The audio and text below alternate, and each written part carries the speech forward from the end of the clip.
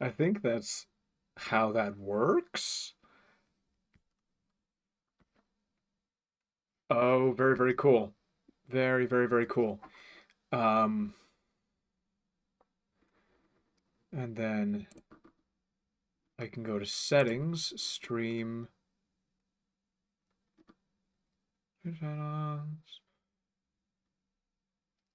Hmm. I don't know how to get the chat back on OBS.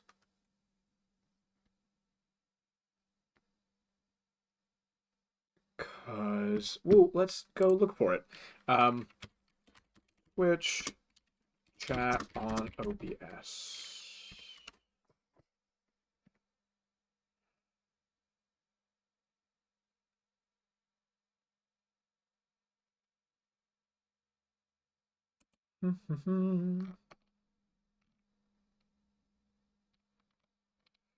Stream chat.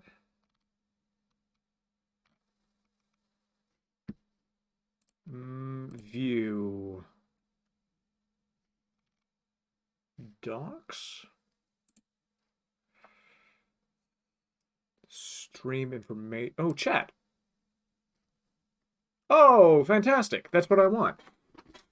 Um, view docs. Stream information. Yes. I don't actually need the seed information, so view docs menu. Don't show again. I know how that works now. Ha ha ha ha ha ha ha ha ha. That's fun. Okay. Chat settings. That's fine. Okay. And I've looked that up. And we are not going to have that up first. But what I will do before we begin is I will send out a link to this, because that'll be fun.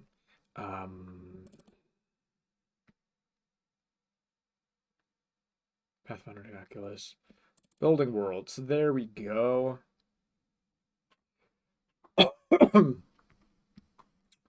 We're gonna put on some music.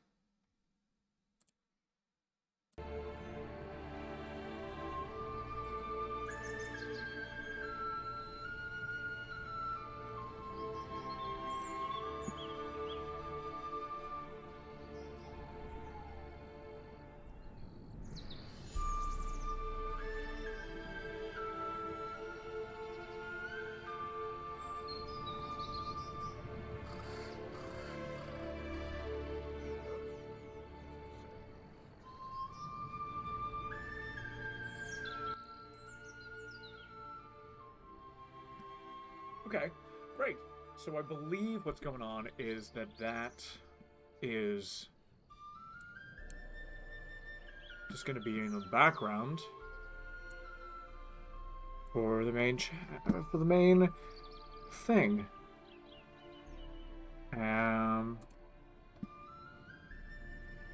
Yeah, we're going to have a little test here. Have a little test here. Have a little test here.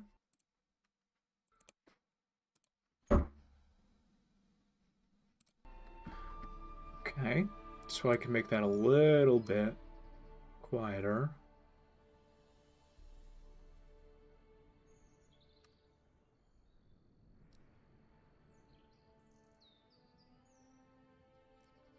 Fantastic. So now I'm live, and I've got that music going. Isn't it lovely? I'm actually going to leave it.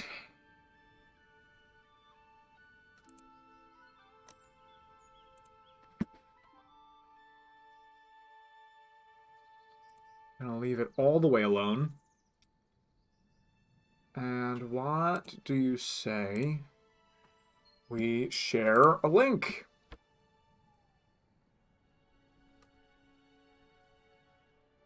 Now, I don't know actually if it's a different link to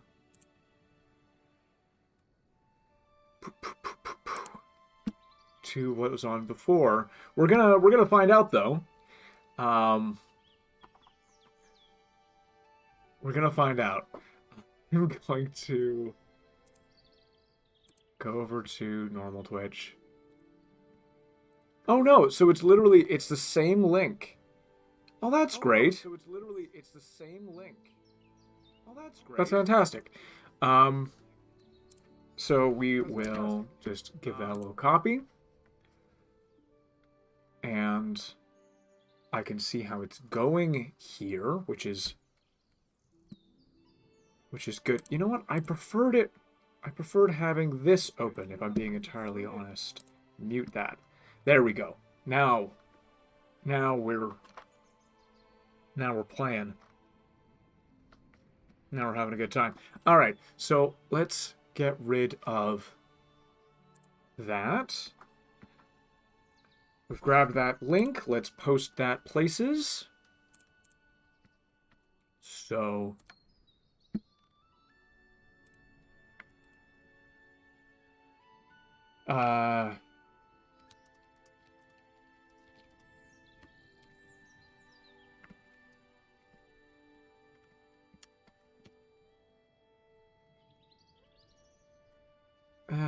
I don't like the picture necessarily, but we're gonna go with it.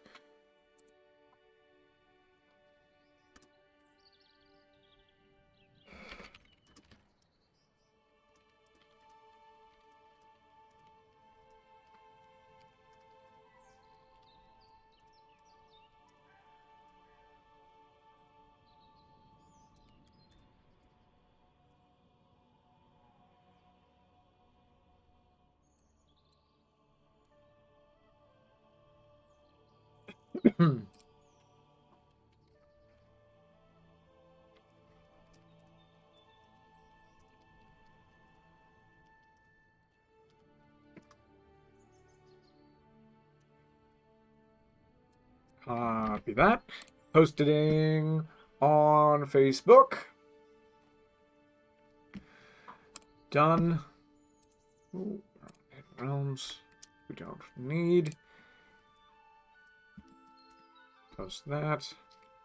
Maybe with a hashtag. Writing.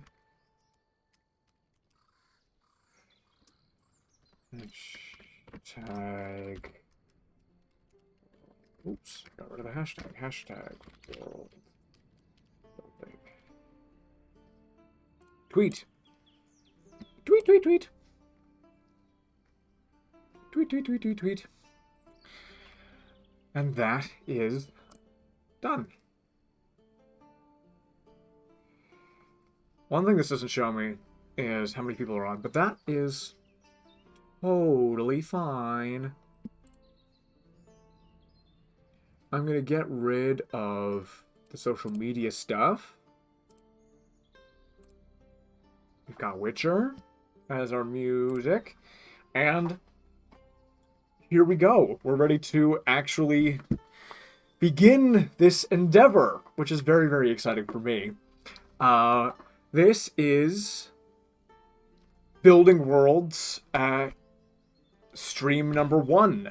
And we are actually going to start with a world that I have dabbled with. I've mentioned it offhand. I know a couple of things about it, but this is a fantasy world, and there is a larger context setting, but we are going to be focusing more on the planet itself, more on its history, more on its geography, than we are on how it plays and interacts with other worlds right now, because there is a present day sort of setting that we eventually will get to, but my brain may go around and go and be all over the place a little bit, but I will introduce you to concepts as we go that are relevant. I don't know a huge amount about Rayara, but let's go ahead and start. I believe all I have to do is this. Oh, it's not wanting to. Internet screen capture. Properties. There we go. And we're good. We are fully good. That's a little bright on me. Okay. That's okay now. Cool. So, we've got this drive, and we've got a couple of other worlds that I have built, that I have looked at. Metazion's one of them. This one had a very interesting situation. And what we're going to do is basically we're going to file, make a copy, and we're going to call this one Rayara. Rayara world building. Doc.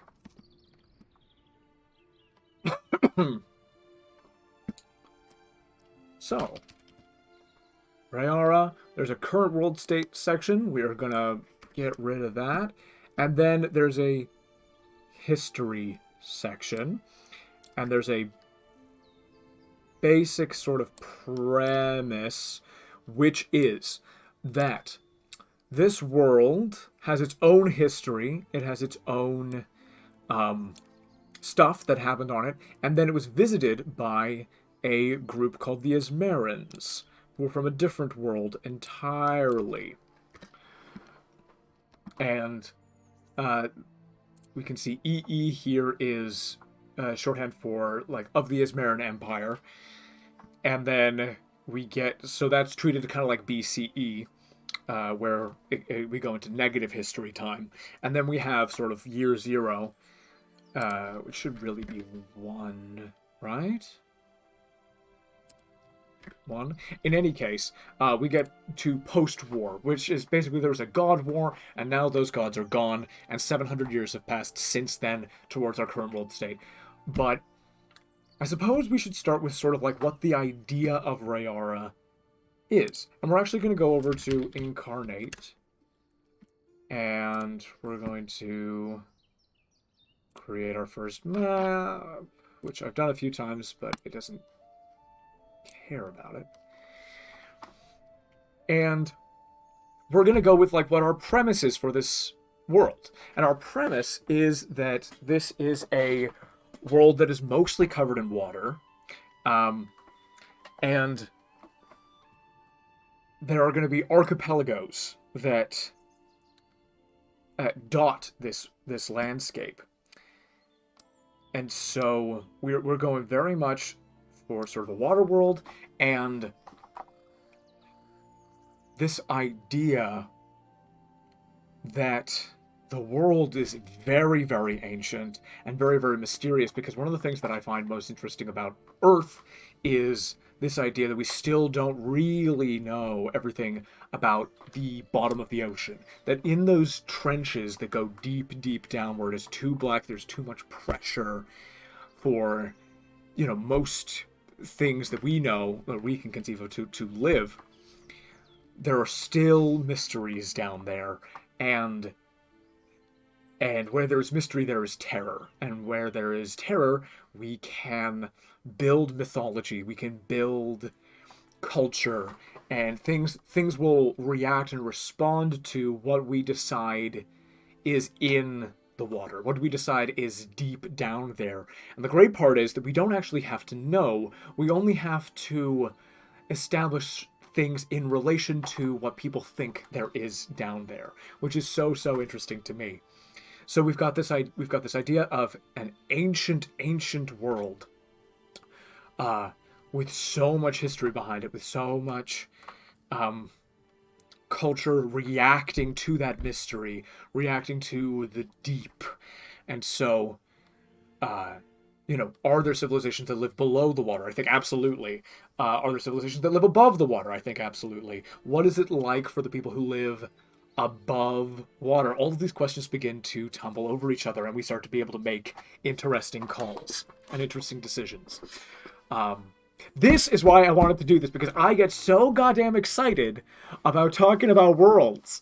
So what we're going to do is we're going to start. I like to start. Everyone's going to say something different about this. My place that I like to start is with maps. Normally, I don't use Incarnate. I only played around with it the last couple of days because I knew I was going to be doing this. Normally, I would be doing this longhand, but the fact that longhand doesn't work for a stream means that I'm going to be doing this digitally, which is fun. I'm excited for it.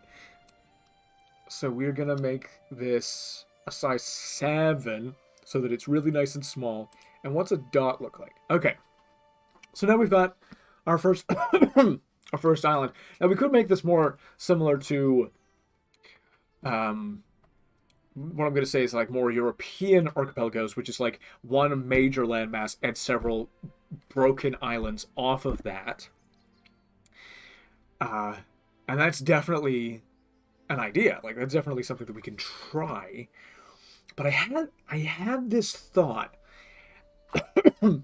which is, you know, islands and land masses in general are caused by the land coming up, sort of like volcanic eruptions and tectonic plate movements come up, and the land pushes upward and pushes above the sea level. What if the sea level is so high here that all that we see are the tips of mountains? What if all we see at the surface? I know it's an iceberg analogy, I know all of that stuff, but what if we had like underwater valleys and canyons, places that are sheltered from the deep ocean, but are still underwater themselves. So as opposed to having a landmass with rolling hills and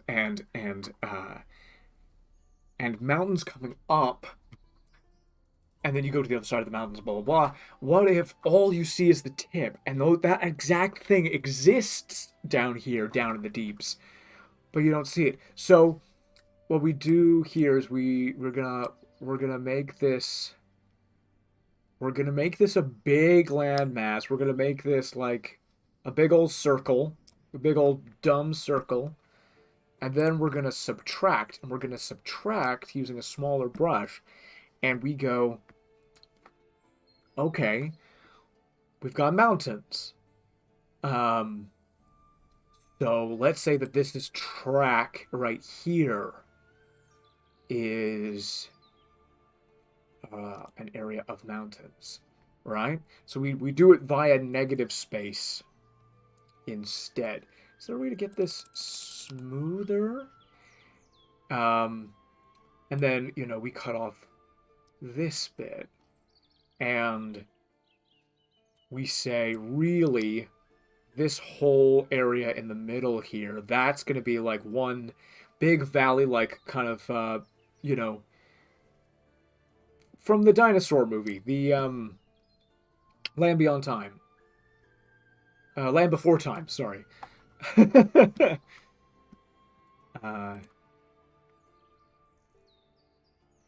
We'll do it from the Land Before Time. Oh, you can see when I go and check the Twitch. That's kind of fun, honestly. I think that's kind of funny. I wonder if it's healthy for the thing. Because all I really need, I don't really need to know how many people are on here. All I need to do is to go, hello, chat. Message me if you want to discuss anything. And if I see over here that people are messaging me, I don't really need to check the Twitch. Hey! Hello, Alberta! Lovely to have you. Great to see ya. Oh dear, now I'm actually performing for somebody. Now I've actually got to make stuff that makes some degree of sense. Anyway, hi, let's do this thing. So let's just keep carving out sections of this place, and we're just gonna keep carving away. We're gonna say that there's a little And then what ends up happening is you start to go, okay, so if this valley right here is like a safe zone, if this is a place where people can come and congregate and be safe, what does this passage represent to these people, right? This is potentially, I mean, you can imagine that the mountain sort of like dips here but doesn't go as deep as potentially over here does. And actually, we can do like a texture. We're just gonna go, oh, that's probably the wrong. I want a deeper. There's an ocean textures section, and it's all thing. Okay, we're gonna go with this one, and we're gonna go with size. And does that change anything? Doesn't seem to. Brush layer. Did it change things here? Oh, that's interesting. So we can kind of go over what we've established. That's interesting. Okay. I don't necessarily like it for those things, but it's an interesting thing that it exists. Is there a way to undo? Yes. Undo what we did there. Oh, we can't undo everything though. Texture recently used, blah blah blah. Softness brush. There's got to be a way to undo brush.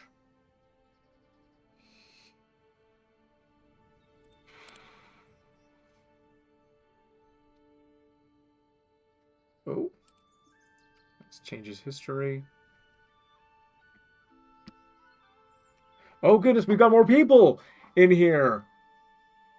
No pressure around here. All good. All good. Which are... It's Daisy! Hello, Daisy! Wonderful to see you! And Kieran. Oh my goodness. Oh, we've got everybody! We've got everybody. It is so lovely to see you all here. Well, let's keep going. Let's tell you guys a little bit about where we've ended up. So we are on Rayara. We're making our first archipelago. The idea kind of being we've got very, very, very deep oceans. And we're creating an archipelago kind of based on like maybe the tips of mountains or the beginnings of or a thing with mountain ranges. And we keep going like this, and maybe we keep this like crescent moon thing going. I kind of like it, if I'm being entirely honest. But we can do fun little lakes within that. And can you make that one a little bigger, maybe? Okay, so let's assume that this is our first archipelago. That's fun, actually. I'm going to screen cap that. Screen. So, this is our first archipelago, and now we can start to ask questions about the archipelago. So, if there are people who live on these islands that come above ground, do they also live in the ocean? Or is the civilization actually a layer deeper? Is the civilization under the water, and the above ground is the domain of something else even, or is abandoned? These are questions, and we begin to... We're gonna get like a pen and a notepad here, which I know you won't be able to see, but it's just gonna help me, Rayara, world building. I suppose this is a good point to begin to establish like what races might live on this world. So let's go over to Rayara. We've got current world state, we've got history. Let's even do something different. Let's do races. And this is a fantasy world. These are fantasy races. This could be a compatible world with D&D. The idea is that it's not necessarily a D&D campaign. That this could be for novels. This could be for any other number of other kind of things. But let's use D&D because there are so many resources available to us from that system, from that game. So let's go ahead and just say we've got Tritons. Tritons are water people. We love that. We have merfolk. Oh, it's doing this really annoying thing that I don't like. First off, century. Second off, format. Line spacing. Space before. Format, line spacing. Paragraph. Format, line spacing. There we go. Trident merfolk. And I'm gonna say that, like, Trident and merfolk and other various, probably various different peoples based on different kinds of sea creatures are going to be our, like, sentient creatures. Not necessarily the only creatures with sentience, but the classic sort of, like, humanoid-esque, the people that we're going to be seeing, the people we're going to be telling stories about, the people we can interact with in a peaceful way. I'm just gonna put crustaceans people, question mark. We can figure that out as we go. I've always thought it would be cool to have, you know, like, maybe there's a creature out there that is like a shoal hive mind. So let's have a little think about that. Races. Now, these are going to be the people who have been here on this planet for a long time. Like, these are going to be the people who really did, have either remained in or have started to move onto the land, like, remained in the ocean, started to move onto the land. And, ooh, chat paused due to scroll. I don't want that. Jim here, hope you're all well. Easy color. You gotta paint on the background color too. The Forbidden Notebook makes an appearance. Yes, there's secret stuff that can be added there. The shape could be islands, could be huddled around some kind of protector. The outer ocean has swallowed the rest of the world, but whatever's in the middle of that bay is keeping it out. Turtles! Okay, somebody put turtles, and I believe that's Kieran, thank you so much. And James, this is a really interesting idea. That there's some kind of protector. I love that idea. I love that. And I think you're absolutely right. I think we're gonna put a little question mark right in the center of this map. I don't know if there's a symbol for a question mark or whether we're just gonna do it with a brush stroke. Probably just with a brush stroke. We're just gonna put a big. Nope, that doesn't work. Forgot that didn't work. Text tool. Text. Question mark. Ha ha ha ha! Boom! We're gonna put a big old question mark right in the middle there. And you know what we're gonna do as well? We're just gonna get rid of this ugly. There we go. And the question mark is what lives. Current world state. What lives in the center of the archipelago? Something that's protecting them. Protecting them from what is the answer? Is really the question here. Because the ocean itself would have been where most of these people come from. A lot of these people would be very comfortable in the ocean. The question is, I think, what is deep? And what do people fear in the deep of the ocean? Because there has to be an element of mystery. There has to be an element of danger, and almost of eldritch danger, and that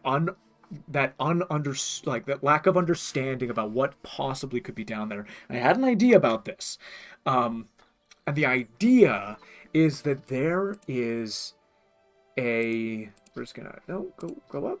We're just going to put in here. Do you guys know? The reference is going to be to Dishonored, the video game Dishonored. There are these whales, and a lot of the magic of Dishonored seems to originate in whale bones and in the whales themselves. And there's this idea that's going through my head, and there's a reason it's going through my head.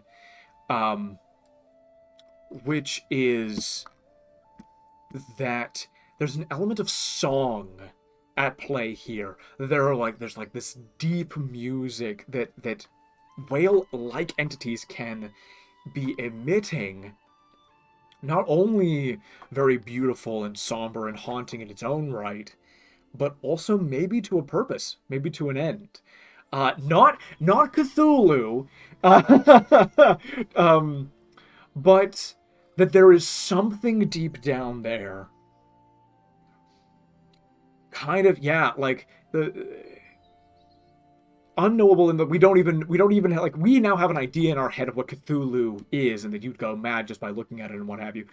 I think the terrifying nature of the things in the deep is that true not knowing of what they are, whether they even have forms or not. It's not that they are tentacle monsters that will rise up. It's like, what happens if the singing stops? Do you know what I mean? You know, and everybody's got a different idea, and everybody's got a different image in their head. So somebody's got an idea of Cthulhu, right? Or Krakens might tell stories to one another of, like, the father of their race. Or everybody believes that they are descendants of one of these great deep entities. Or it's the Ocean Father himself, this deep and angry god who does not like that they exist. Or something. Everybody can have an idea. We don't actually ever need to know.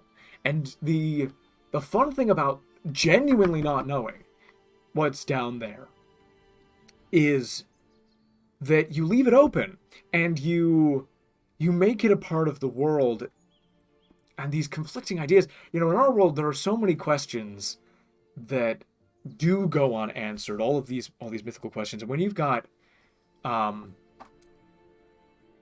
so many things that can be proven in a world, like magic is real. We know that magic is real. There are different races. There are aliens. We know that there are people from different worlds that will have visited this place. When there are all those questions that have been answered to a degree, what you don't know is interesting. So we're gonna go with, like, whale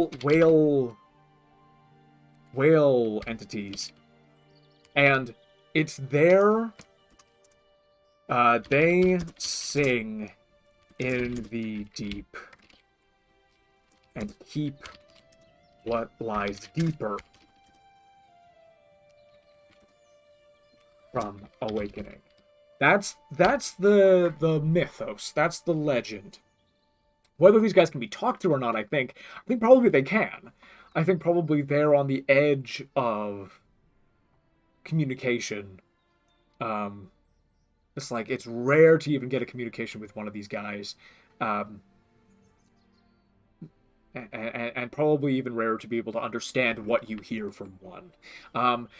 You know, beings that have been there for a very long time, kind of like the lion turtles from Avatar: The Last Airbender. Or any of these other, like, very, very powerful, very ancient, very spiritual entities. So you got these kind of whale entities that sing in the deep, but the archipelago itself has a layer of protection, and we are going to put the body of the goddess, and this is the corpse of a dead Esmeran god, and I'm going to tell you a little bit more about that as we continue on. But for now, all you need to know, the goddess Mayra of the Esmerans.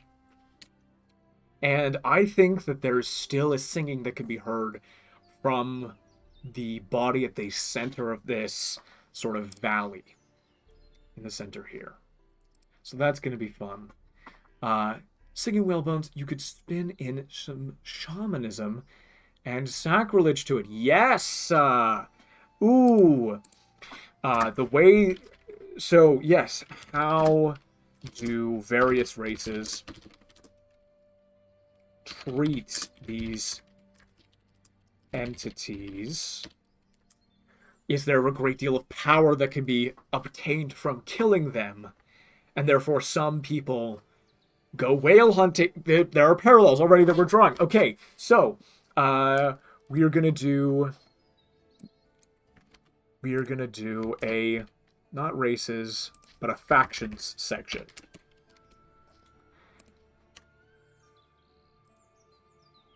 Ooh. And we're just copying so that we don't have to keep... So, we're going to put whale hunters as our first faction.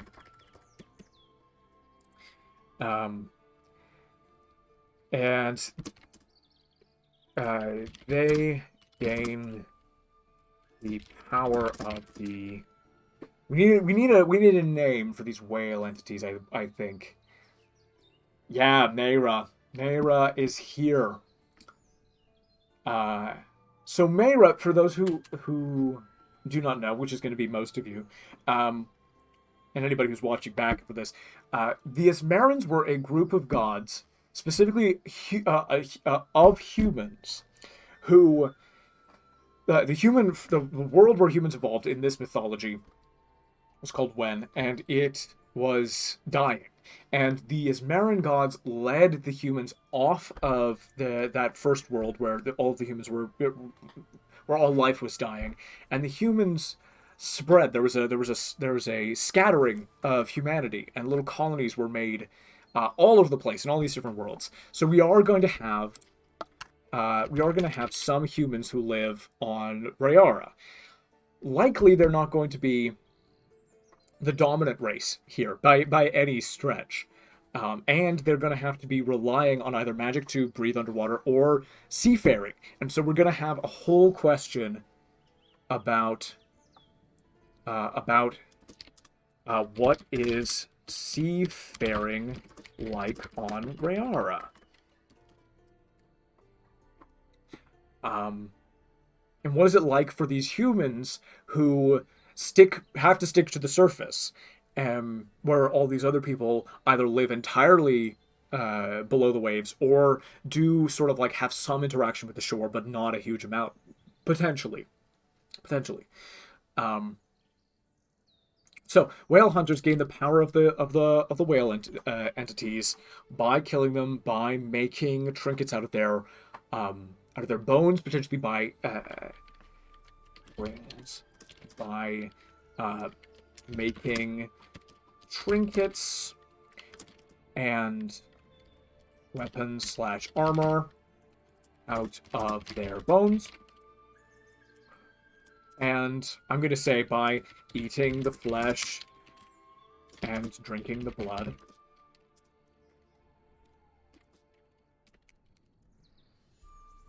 And so, whether or not it's true that they gain power, and let's be clear, it's so much cooler if they do gain power from it. So I think that's going to be something that we can establish. They will consume the flesh and drink the blood of these whales, and then other factions, other races, can see this as sacrilegious. Can see it's like this is a threat. Not like this is odd, like, maybe these whale entities are not necessarily entirely good. They might be dangerous to anybody who gets in their way, but they are necessary, and the danger of awakening something in the deep can be something that can be eschewed by some and then deeply, deeply feared by others. So that is interesting. You gotta sing certain shanties to please the waves, or bastardize the creatures into your ship. Yes! Oh, that's very, very cool. So... Oh, that's like a whole nother thing. You can also create vessels using the bones. Now, I'm gonna have a thought here about creating vessels using the bones, because what if it's the case that you actually need to make music with the bones, that people have figured out a way, this might be very rare even, so if a vessel is created with the bones, somebody's created a way to allow those bones to continue to resonate, and you can play music with the bone, maybe like the ribs that come up, out of the corpse of this being.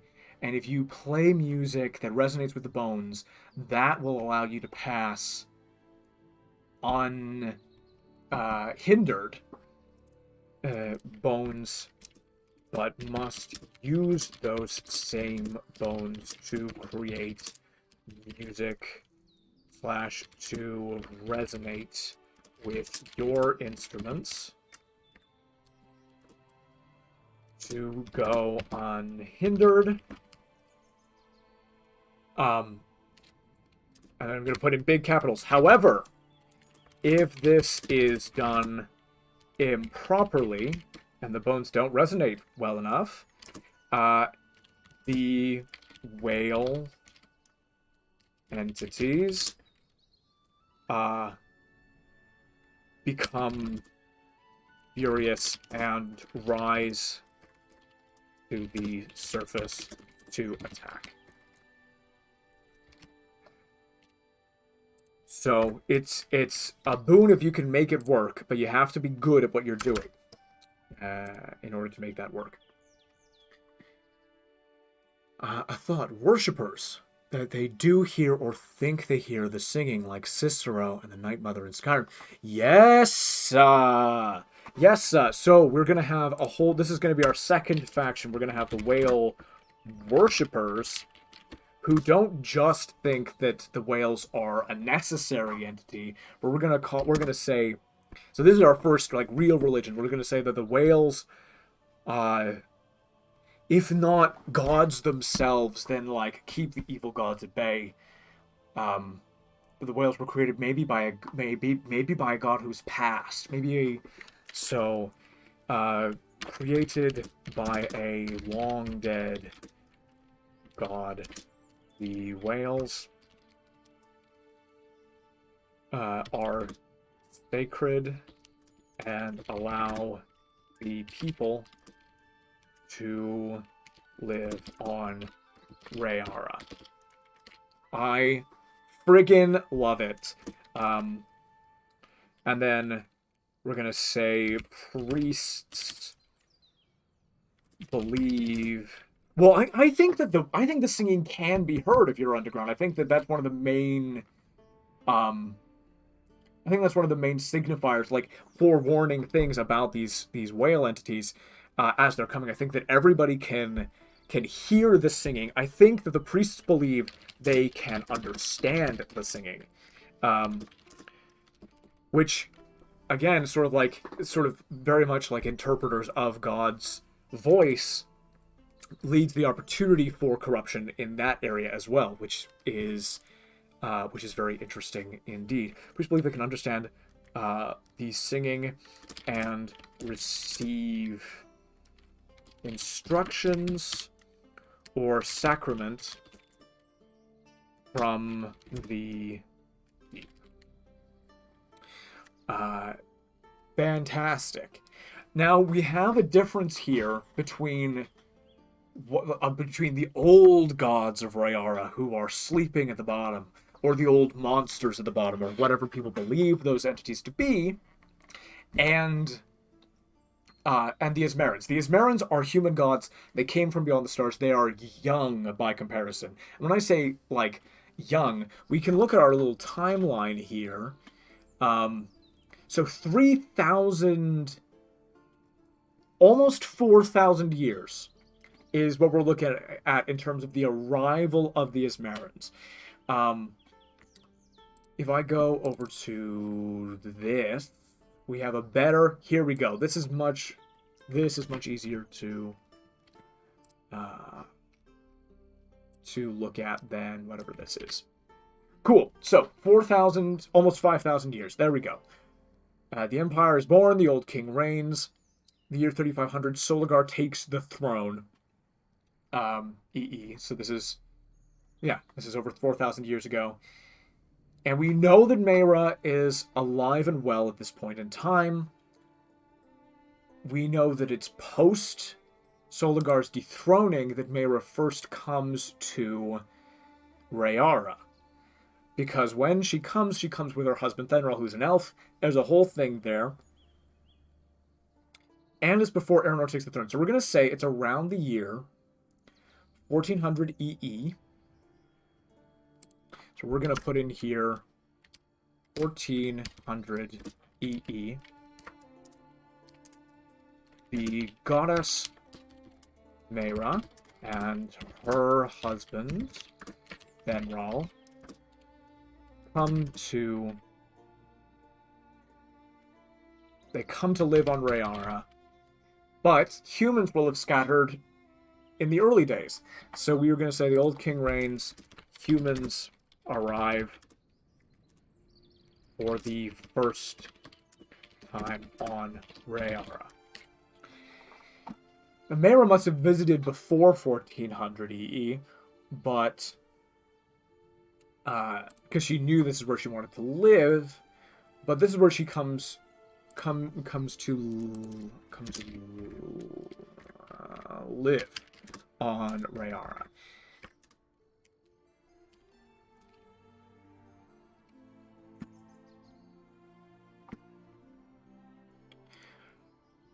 And we will kind of work out eventually how everybody reacted to the humans coming, and everybody reacts to the goddess coming as well, because those are very, very different events, and there are several thousand years in between those events, which is very interesting indeed.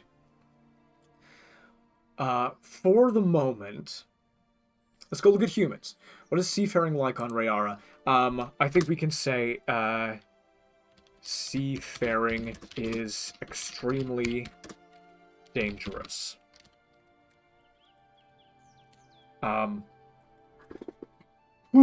Science is helpful and useful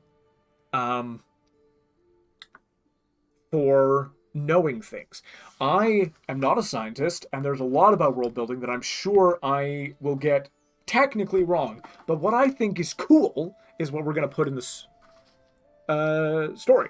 It's what we're going to put in this world. So I think that seafaring on Rayara is going to be very, very dangerous. I think there are going to be storms that ravage the surface and the uppermost layer of the underwater civilizations. So, powerful, I'm going to even call them hurricanes, ravage the surface.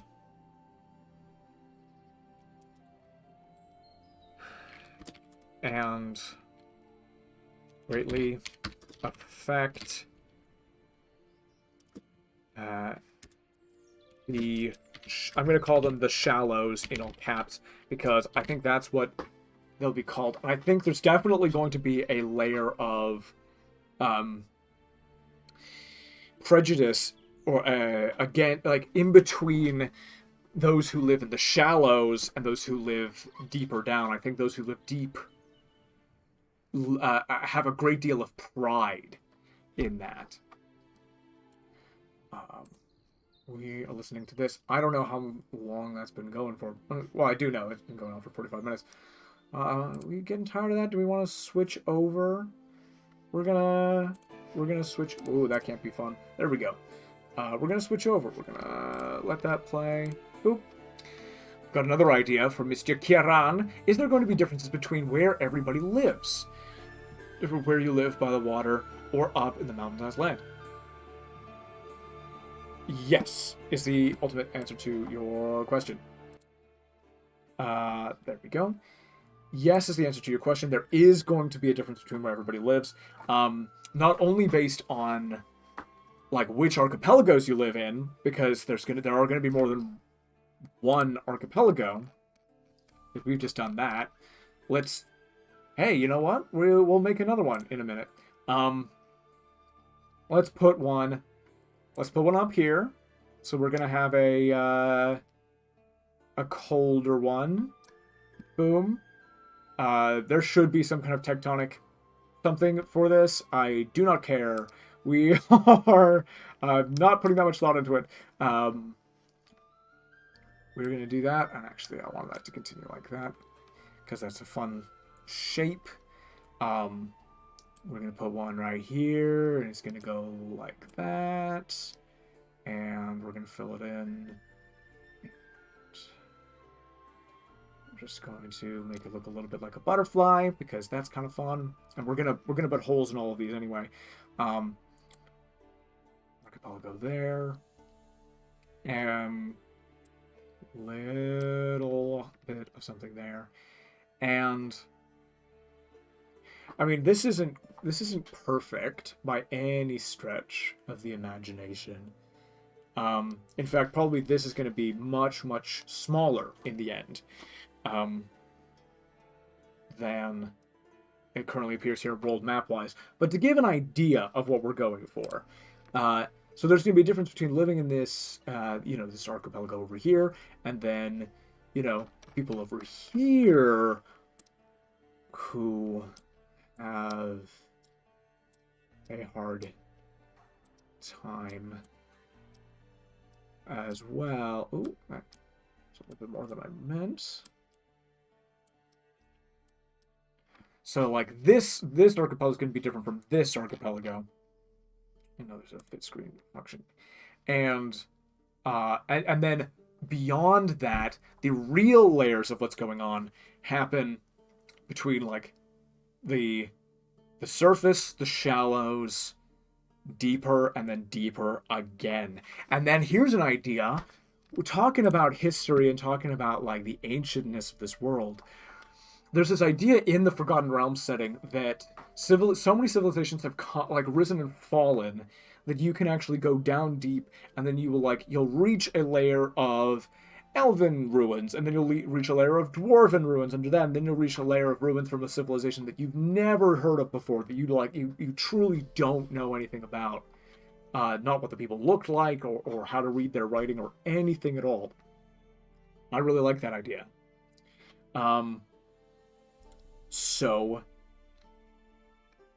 I think what we can do is we're going to create a new unit of time, and we're going to say that, like, 5,000 years before the Ismaran Empire was even a thing, so we're going to put it 9,000, but we're going to call this something beyond Ismaran Empire. We're going to call this, I don't know, ancient times. I had a thing for this. We had, ancient history, sometime to blah, blah, blah, blah. Age of Oppression. We'll get around back to that.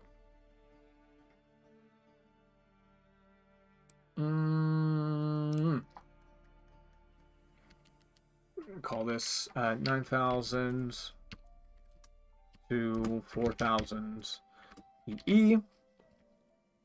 But the time before the Ismarans arrived, a different age. We'll call it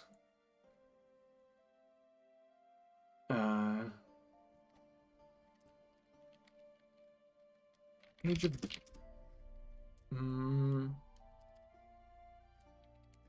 dawning. I don't know. That's so AD.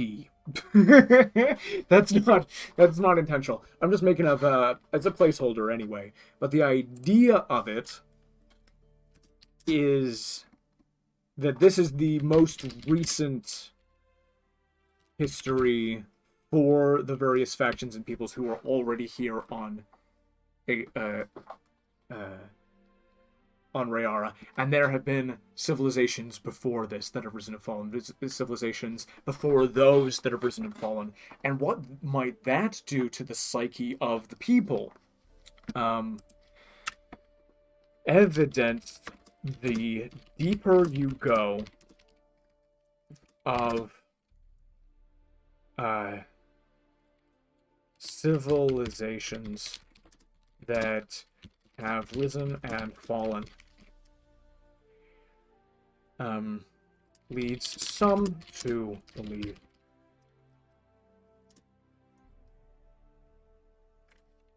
that they were destroyed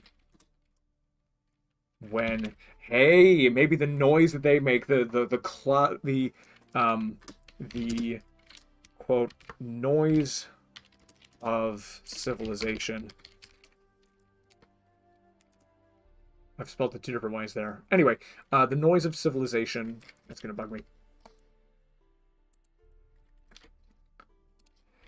Drowned out the song of the whales and awoke the elder gods of the deep.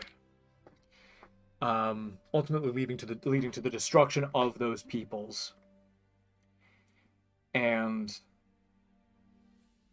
yeah. So there is what some could consider to be evidence. You know, it could be that sentient beings, like on Earth, say we're the first sentient beings who lived on Earth, and then we, you know, use up resources and change the planet, and millions of years pass, and then more life, eventually, intelligent life, eventually is born, and they find evidence of us, and they go, wow, you know, something must have destroyed them, other like aliens from the deep of space like Mass Effect, or something from the deep of the ocean, or something from deep underground. Dragons came and they killed everybody. Something. That's what these people believe in here, is that they believe that the deep gods. So let's whale worshippers. Let's find a name for these whales. I think that there should be some kind of actual name, like an actual word, made up word that we've come up with, which will mean Elder of the Deep. Whale entities. It will translate to Elder of the Deep. And another thing that we're going to want, like, language-wise, people will end up with terminology and words for things which we don't have a use for in English, which is something I find really interesting. So these people with this understanding of like the deep will have different words for different levels of deep. So Elder of the Deep and God of the Deep will be different, and that the word will be a different kind of depth implied. So there will have to be a word for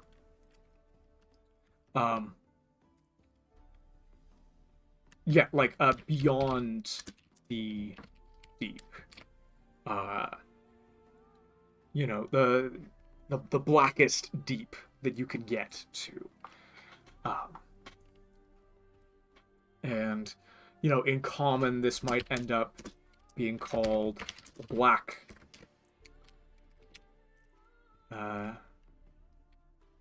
black depths. You know, seafarers might refer to them in different ways. So something that means Elder of the Deep. Now here's a fun thing that I like to do, is just go Google Translate, and you swap these out, you pick a language, and you start to get like phonetic ideas of what different languages think of the words that you put in. This is how I come up with a lot of the things that I do. So let's go Welsh, because Welsh is always fun. And let's go whale. Morphil. Morphilod.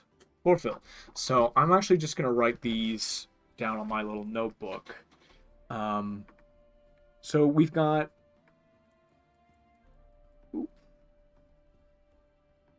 Morphil as one. Let's go to Greek. Palina. There's also, I have no idea how to pronounce that in talk. We're gonna find out. Hethos. Hethos. Hethos. We're gonna write that down. Let's go Irish. Miol More. Again, more comes in.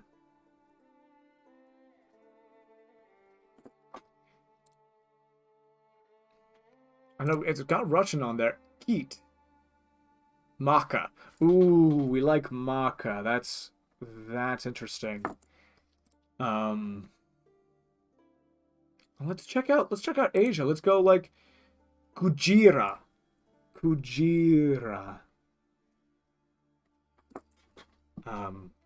Not dissimilar to like kaiju, which is like the giant monster. So now we've got a few different words from different languages. We can sort of like Frankenstein them together to try to make something interesting. It's comes from you live by the water. Yeah. So I think that noise, that moor, should make it into the final thing. Kujira sounds fun. Kumor? Kumor Kumor? Kumor Filmor? Kumor.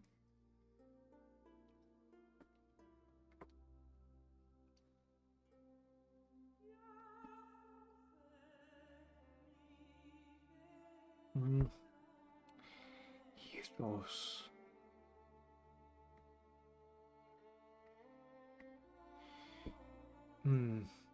He Mafilmor? Kujiolmor. Kujiolmor.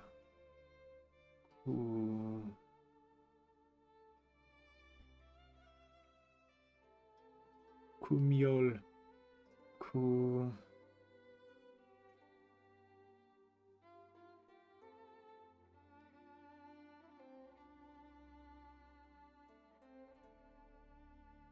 Kujiolmor, I think, is how we're gonna do that. Kujiolmor.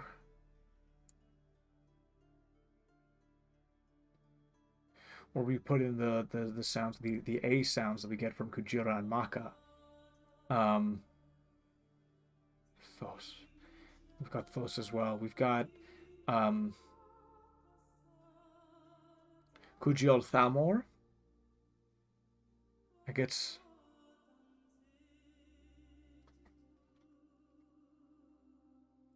Now, Thamor Thamor is something that shows up in a lot of stuff, so maybe that's not wise. Kujiol Aka, Kujiol Mar, Kujiol Mar, Kujiol Mar, Kujiol Mar, Mara, Kujiol Mara, Kujiol Mara. Okay, let's write that down. That's cool, I think. Elder of the Deep. Kujiol Mara. Elder of the Deep. And then you start to be able to go like, cool, if Kujiol Mara is the name that these people give to the Elder of the Deep, then do each of those words mean something? Mara might be an elder in a tribe.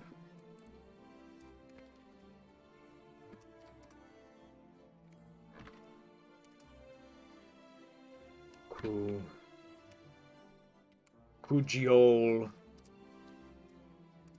equals of the deep. So let's get even more specific. Kujiol, ku could be the prefix, and jiol would be deep. Kuji.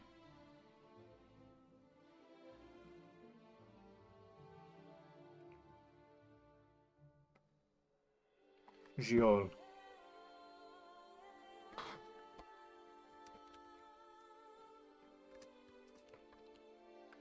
So Jiol will have connotations of how deep you're talking about in this language.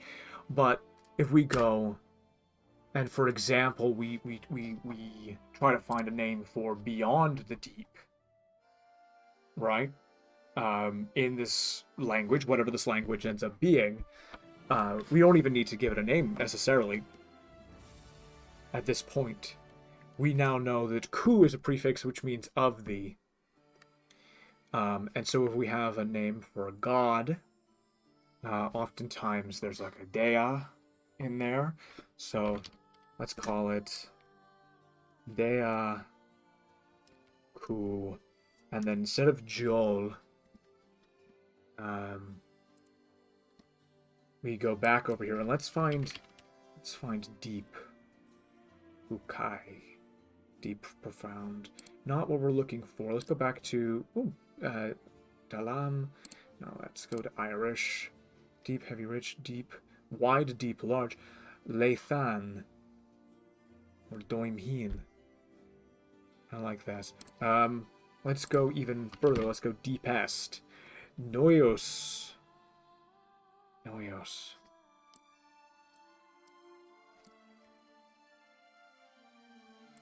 Swap. Deeper. Neos. Neos is more. Doi hymne.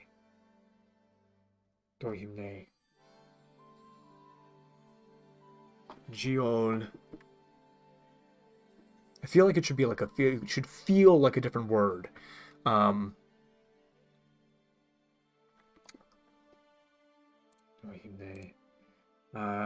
Deeper. Let's go back to the ones we've already been using.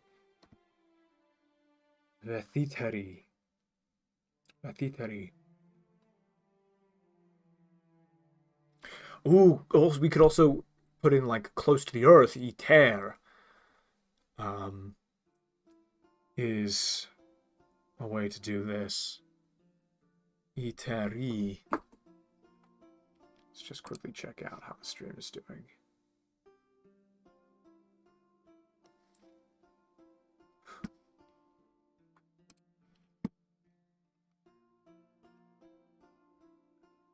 Got a viewer saying, "Hello, Josh, you beautiful man." Hello to you, first time viewer. That is very, very nice of you. Thank you very much.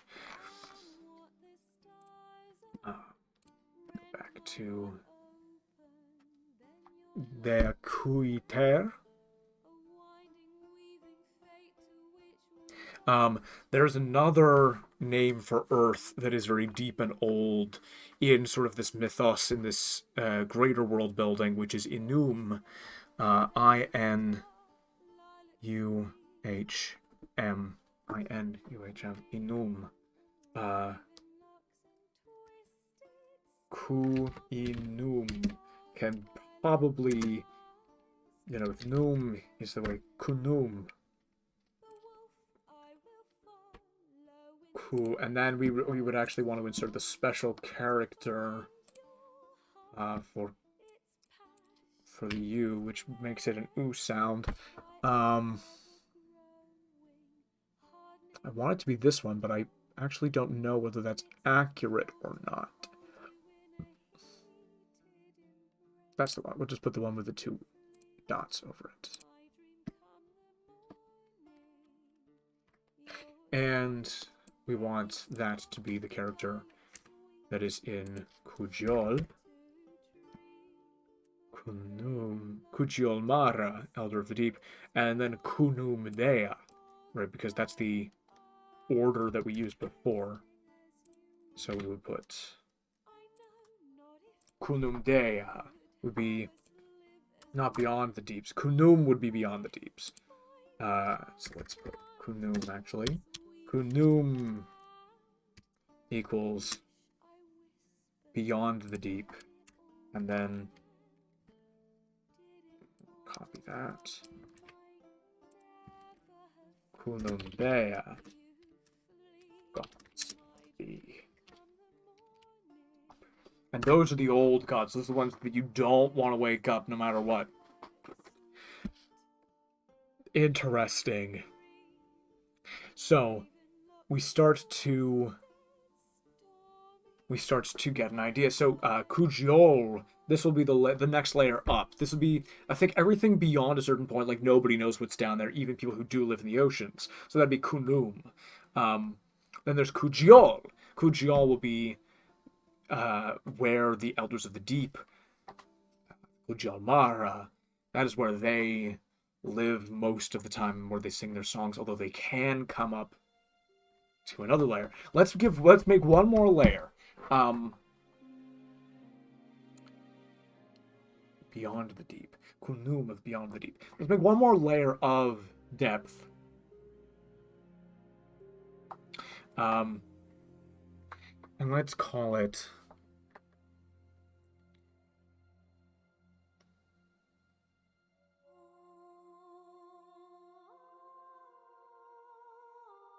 Pathakos. Let's call it Pathakos.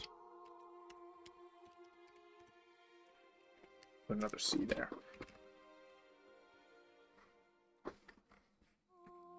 Kujiol. So Giol.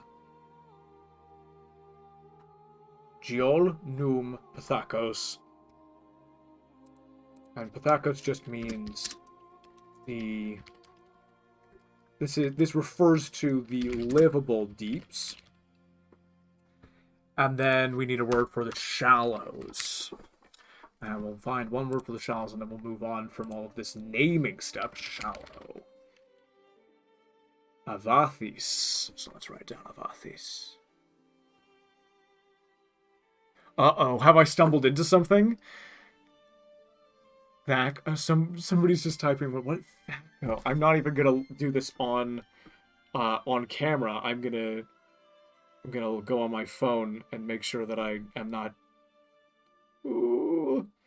going into a trap here.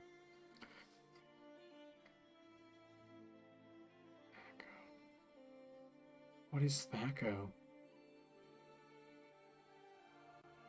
To hit armor class 0?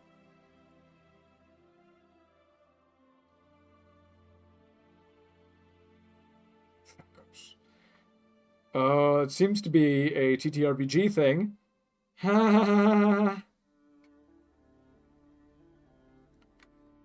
So I don't know if I've run into something or that's to hit armor class 0 from old D&D. Thank you so kindly. Okay, that's not meant to be a reference.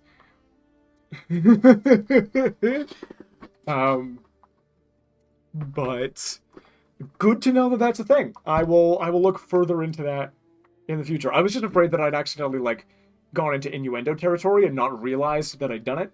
Because that's the last thing you want to hear is you build a world and you're super invested and everything sounds very cool, and then somebody goes actually, that's an innuendo and you're referring to something very explicit. It's oh boy.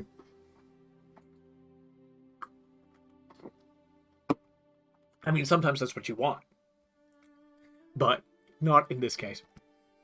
Avathis. That's Greek. We like that. Irish, because I like garb. I like garb. And there's something so disdainful about that garb. It's yeah, there's a certain amount of you can't be proud of being called shallow or superficial. We don't want super. Well, I mean, again, that connotation is kind of there. Asahi. I swear there's a beer called Asahi or Asahi. That would be it instead. What about Icelandic? What is it? Grunt. Ooh, I like Grunt. All of these are giving me kind of the same vibes here. That's kind of fun. Baldur's Gate flashbacks. This has got to be. Ooh, it's got to be interesting. I'm just gonna take off my jumper here because the heat's on and it's making me a little hot. Might blend into the background now a little. Anyway, tacos, and then we want a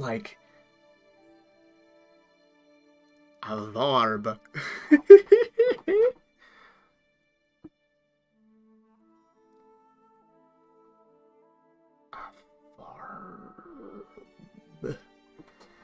Und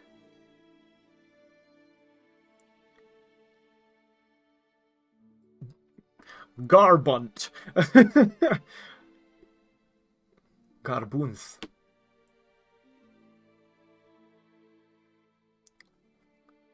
Garbunth.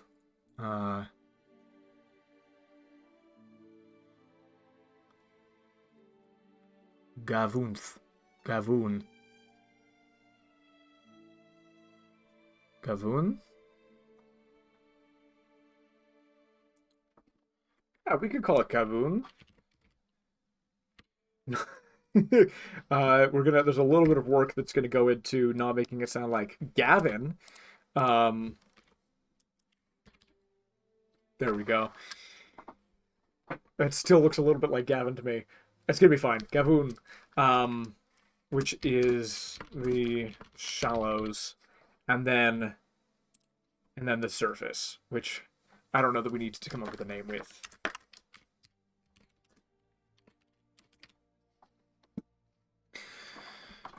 Okay, so we've done a bit of work coming up with that. Geodes deep.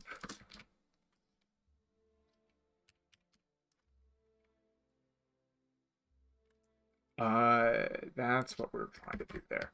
Num is beyond the deep of the black depths. Kunum Dea is the gods of the deep. Gift of Gabby 1. Hello, Gift of Gabby 1. How's it going? All good, Gift of Gabby 1. But lovely that you're there. Good to know.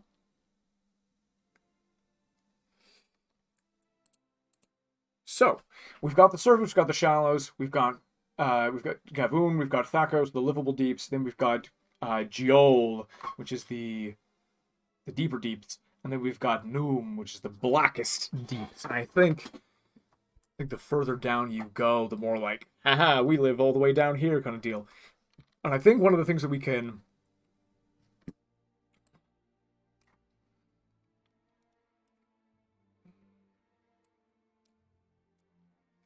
Hunters of Kuchiolmara, that's what those are called.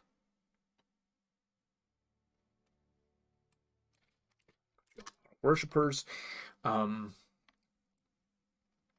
sometimes I suppose they could be called Mara. Just Mara.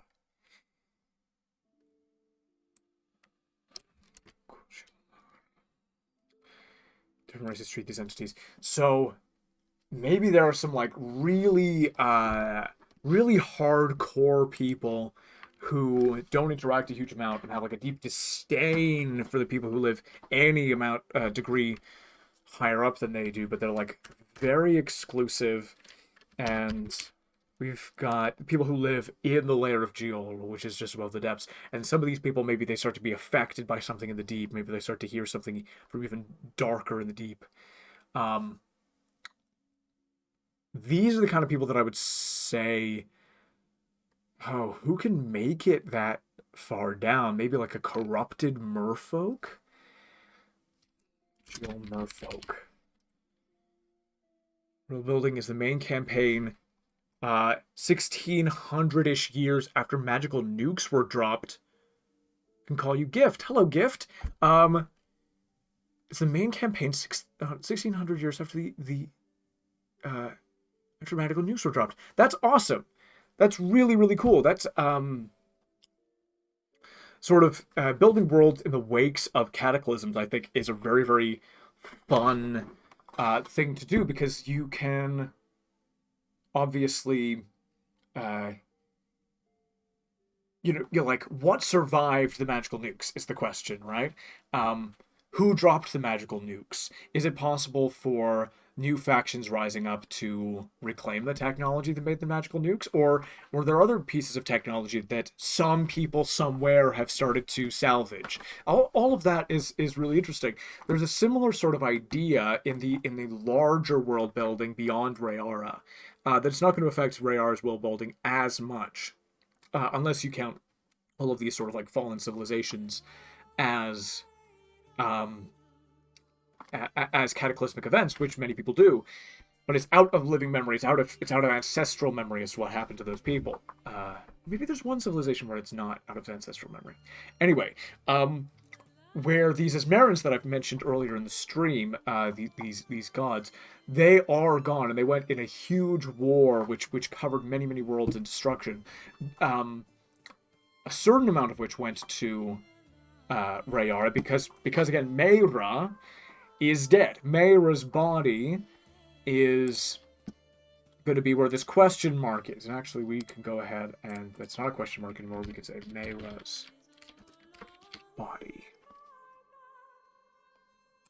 Put that there. And we can make that a little smaller. And put that right there. And this one can delete. Oh, can we delete it?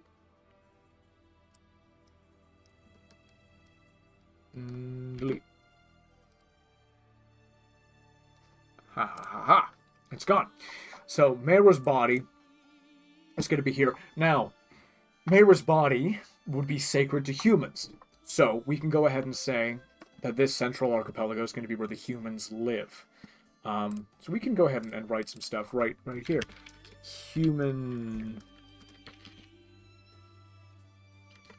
territory. We can come up with a name for that anon, but we can just put that, go ahead and put that right there. And then maybe we zoom right the hell out and we say Geol Merfolk. They... Oops. Why? And then we go here and we edit this one. And we say Geol Merfolk. And if that is where these guys are out in the wilds. They're extremists. They don't see a lot of interaction with other people. Then there can be that potential for stories from them. Geol Merfolk. They live at extreme depths. Regarding with disdain even their own brethren who choose to live closer to the sun. So let's talk about the sun. I don't know how deep the sun goes on planets, but let's say that on Rayara, it's definitely on the surface. You definitely get in the shallows, and you definitely get enough of it in the livable deeps. When we get to Geol, we're in darkness, I feel. So how does living in darkness affect these people is a question. I'm just going to have a little look at what Gift has said here. This is really cool. The gnomes dropped bombs, and after you ended the world, it's basically hunted to extinct. The gnomes dropped the bombs. Ah, I see. So the gnomes ended the world and then were hunted to extinction after they entered the world. That's kind of interesting. That implies that there were enough people who survived the dropping of the magical nukes to hunt down the rest of the gnomes that weren't caught in the explosions. That's interesting because if you've got 1600 years after that event and you know that enough people survived to hunt down those gnomes, you know that at least in one area, at least locally, there are people who could rebuild, people with some knowledge of what it was like before. So that's kind of interesting. The airships and left after the medical artifacts are starting to fail all at once. Starting to fail, and all at once in the year 1600-ish, after the bombs were dropped.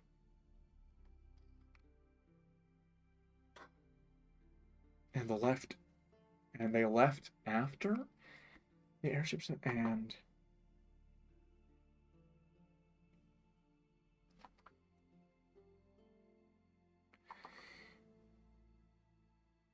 Airships. I think magical artifacts are drawn. I'm not sure I quite understand, but I think the idea being that like airships and other magical artifacts begin to fail as like the inciting incident of the year 1600-ish. Is that kind of what we're going for? Or did they start to fail in the wake of the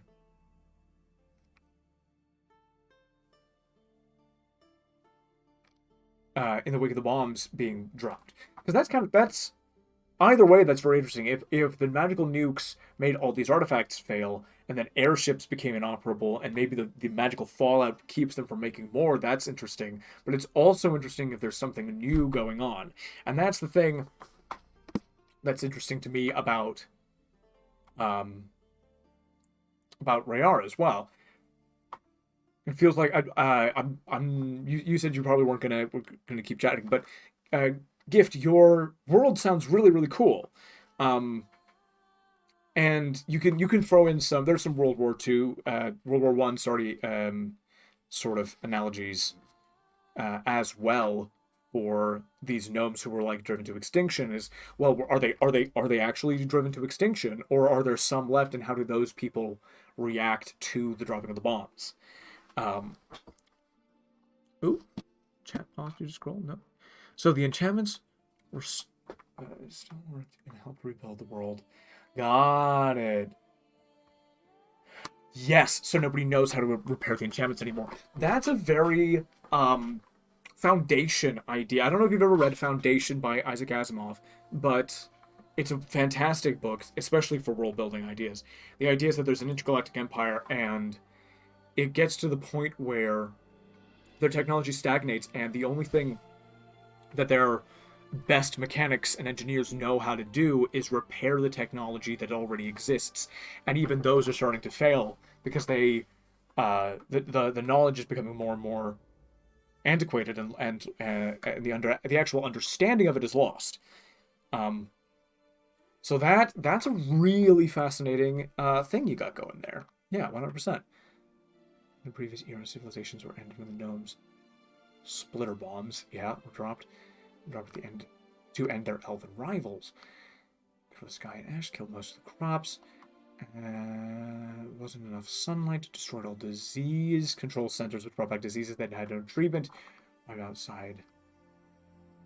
So you're talking about like a very, it's like arcanotech, scientifically advanced magical civilization. So that's also very, very interesting. This is kind of same idea with the Esmerans, that they have sort of AI and other technologies which most other people are trying to recreate in the present day. Diseases with no treatment were wiped in the labs. Made all spells stop working for roughly. Gee whiz.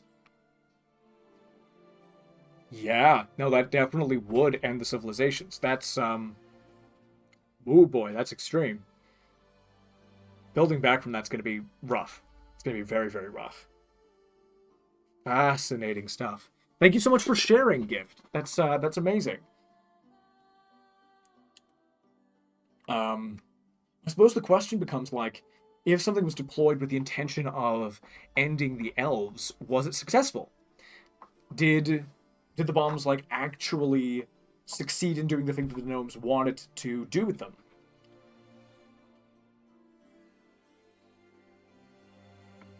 It was previously Spelljammer and started.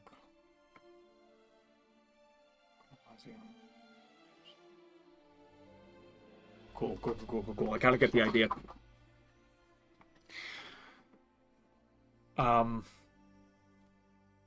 Very cool.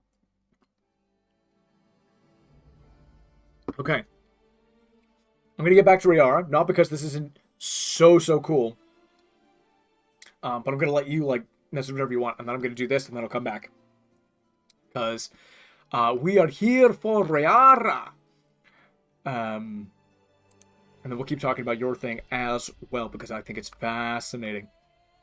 So, we've got factions. So, Hunters of Koji-Almara, and I believe there could be a couple of different factions of Hunters here. I think what we're going to do is we're going to make like a bullet point. So, Furies rise to the surface to attack. So the implication of this, the Hunters of Ko-Jil-Mara, is hunters of these whale entities rather, is that they are closer to the surface. So I'm going to say that there are definitely humans. There are human factions who like whale hunt. I think that there's a human hunters who hunt from the surface. And then maybe the resonating of the bones is actually a lure to bring them closer to the surface. That's interesting. Use dissonant bone chimes to lure lure whales to the surface and enrage them. Second, I think they're going to be these Geol merfolk. I think they are sort of like cultist extremists. So, who hunt the whales from the deeps. I'm going to say I think this is much harder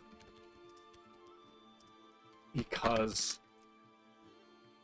it is more difficult to get them on their own, right? They can come together from the deep.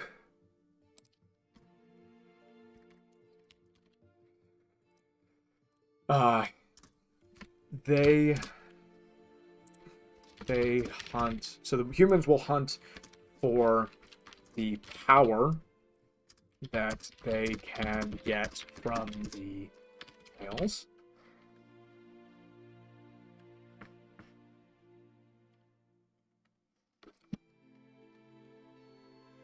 And then the Geol merfolk will hunt them for religious reasons. They believe that they will be spared when the ancient gods awaken and destroy all those who live near the surface / in the sun. So there's almost a religious belief in darkness that comes with these guys. Darkness is meaningful.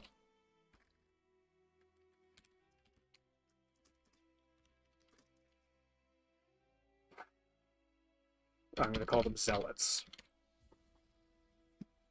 So that already gives us a couple of potential villains of the story, or people who, characters might originally, and life might be so difficult without this power on the surface that humans maybe don't feel like they stand a chance without that power. So that's an idea.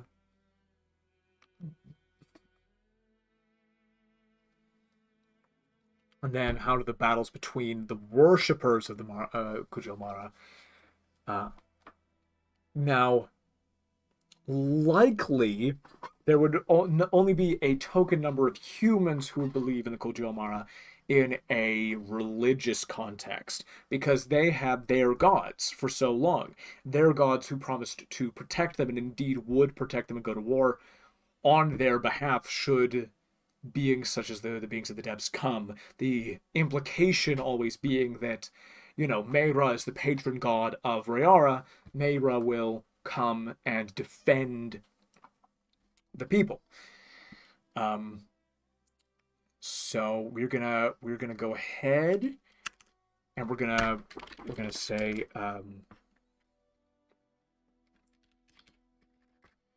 human worshippers of Mehra are going to be if not a faction, then at least like a group that exists in the world. And the belief in the dead goddess who continues to, even in the absence of Meira as an active figure who did die during the God War and whose body is ostensibly there and can be seen.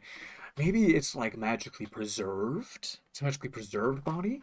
Um, ooh, that's an idea.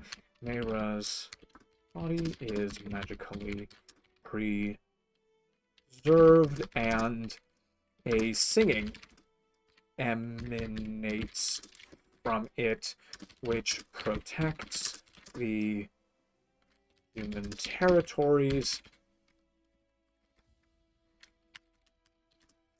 from... Ooh, well, from everything, right? Because it's not going to be just the Kujiomara, and other monsters of the deeps, of the depths. Because we gotta talk about other kinds of monsters, that are gonna live here. Obviously, we did sort of races. We did. Let's quickly copy that and put that here, and call that regions. The surface, and on the surface we will have human archipelago. I think we're gonna have Tritons are basically like merfolk, but like more adapted to land, basically. So we're gonna have Triton archipelago as a placeholder name. Portal archipelago, and whether they are exclusively racial, like whether it is a race-based thing, I don't think it needs to be a race-based thing. I really don't. But if we go based on that assumption, then like we got like a primary population, and then and then we can kind of start to look at like cities and how they interact with one another. Then we've got the shallows, right?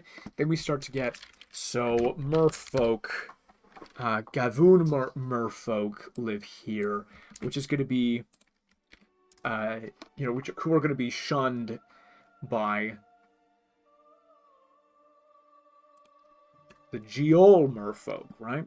Blah, blah, blah, blah. We're going to call this one regions.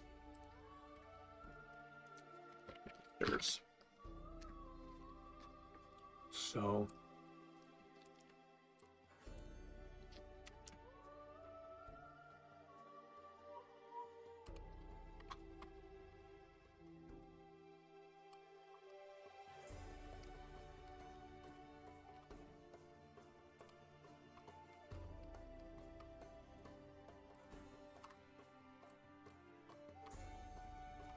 we talk a little bit more about Gods the Deep,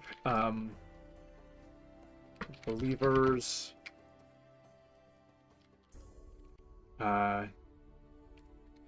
Think that they have destroyed previous civilizations, and that without the... Nope. We can even call them just the Mara, right? Right? Because Kujiol means of the deep, so it might be like the formal title. Let's call them the Mara. Because without the Mara, these gods will return / awaken. That gives the idea of, as well, like whale songs are often used by people to like go, like put them to sleep. So there's this idea of the Kujiomara singing like a lullaby to these gods. Singing a lullaby to the Ancient gods. Let's have a look at the chat. Let's see what I've missed. Aftermath, people of previous years. Surprise. Orcs were the secret to survival. Without all the conveniences most of the world was used to, orcs practiced were practicing their old traditions such as smithing, making leather by hand, herding, and more. Other things in the immediate aftermath were the wild magic surges, storms. Love that. I've got a similar kind of idea in the wider universe called possibility storms, which are kind of like quantum storms. That's so cool. Large swaths of uninhabitable lands and more. Orcs. I love the idea of orcs as the secret of survival. I think that's fantastic. That's so cool. Cool. Look, roughly 80 years for the Warforged to wake up, and 89% don't remember what they were made for. What do the other 11% remember? The elves never recovered and are still rare in the modern era. Very cool. Post-apocalyptic vibes. It is a post-apocalyptic vibe. About to go through apocalyptic age again. Jeez, Gift! What are you doing to your poor inhabitants of this world? That is rough. That is brutal. I mean, I'm on to talk. I'm known as an evil DM. Actually, this is a chance to plug the Hidden Realms YouTube channel where me and a bunch of friends put our D&D and TTRPG content when we record it. We have a season that we just finished recording. There's a little bit of editing that needs doing before we start weekly releases of that. In the interim time, what we're going to do with this content is leave it on Twitch for as long as it lasts. I believe it's 3 weeks, and when it's done on Twitch, it will start being released in its full form on the Hidden Realms YouTube channel. And then what I will be doing for my personal YouTube channel is making a video that is a presentation of all of the stuff that we have made during the stream. And suddenly 3.5 hours isn't looking like a huge amount. Like, I've been on here for, an hour and 40 minutes, and there's so much more to explore. We're going to have to do another one of these. We're going to have to return to Rayara and keep making stuff, because this is crazy. And so much fun. I'm having a great time. But yeah, so so that's what's going to be on the Joshua McGregor YouTube channel, which is linked on the thing, and then the access to these full unedited things will be going on the Hidden Realms channel before we get that next campaign out. That's set on Cygalia, and that is connected to all of this very tangentially. We will come to how in a minute. Unless someone finds out how to reinvent the airship, because the Sky Islands are going to be trapped there when we transport being like griffins and other large flying animals.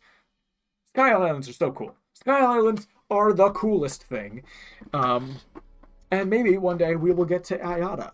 Although there's not a huge amount to build there because it's already kind of explored. But anyway, maybe we'll get there and we'll reference it.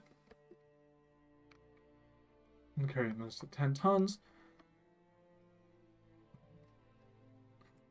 11% of Warforged have a variety of stories. I do like that. I like that a lot. The Warforged as a concept, it's very like Hayao Miyazaki, right? It's those, like Castle in the Sky has those robots who used to be war machines that have now sort of like taken up, to maintaining the like most of them have fallen into disrepair and have just been reclaimed by the earth, which is beautiful. And the ones who wake up, like one of them is violent, but like one of them is still around and is like caring for foxes and the plants and the flowers. So that is very, very, very cool indeed. Very cool. Thank you for sharing, Gift. This is really, really fun. If you want if you obviously like, this is a place where we can like chat about it. If you want to yeah, you can DM me about this stuff. We can have a little bit of a chat. If you want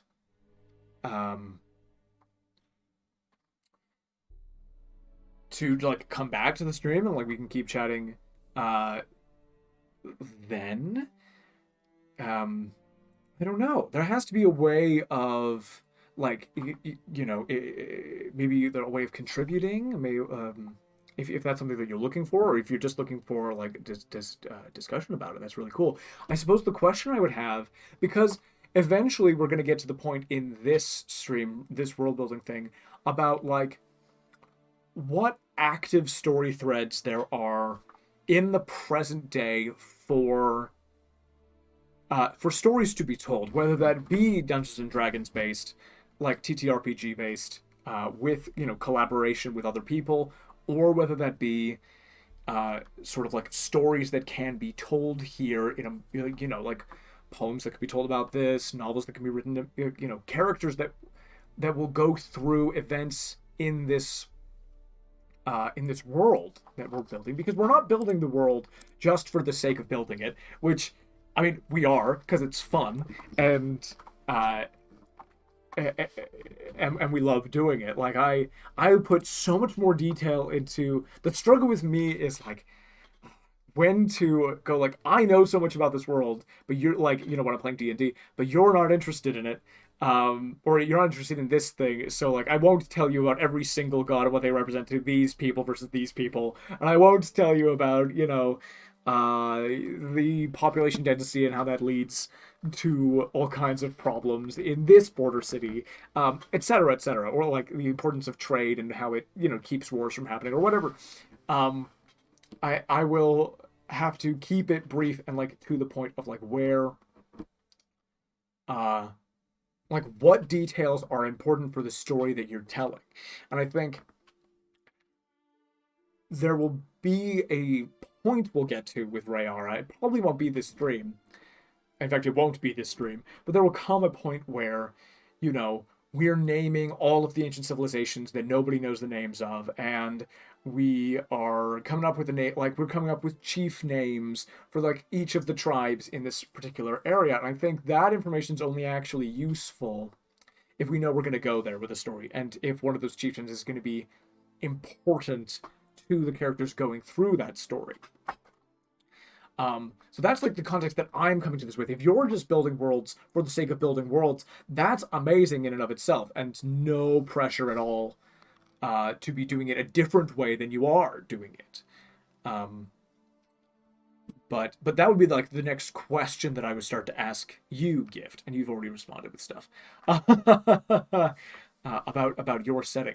So this is Castle in the Sky's big inspiration. Isn't it a wonderful film? Castle in the Sky has got one of those absolutely gorgeous openings that sticks with you, and much like Nausicaa as well. Nausicaa. I named a continent after Nausicaa and the Valley of the Wind, called Nausicaa, on this other world called Cygalia. There is this real sort of like beauty in the ancientness of this stuff. So that is so wonderful that people are being inspired by it. I love it. Ones that remember working customer service are the most angry Warforged. Of course they are. I love that. The ones. So the Warforged. are, so the people who were waiting tables are the ones who were like, now I'm gonna fuck shit up. You know what I'm saying? That's amazing. I was made to advertise a local tourist trap. I hate life. That Warforged became a barbarian.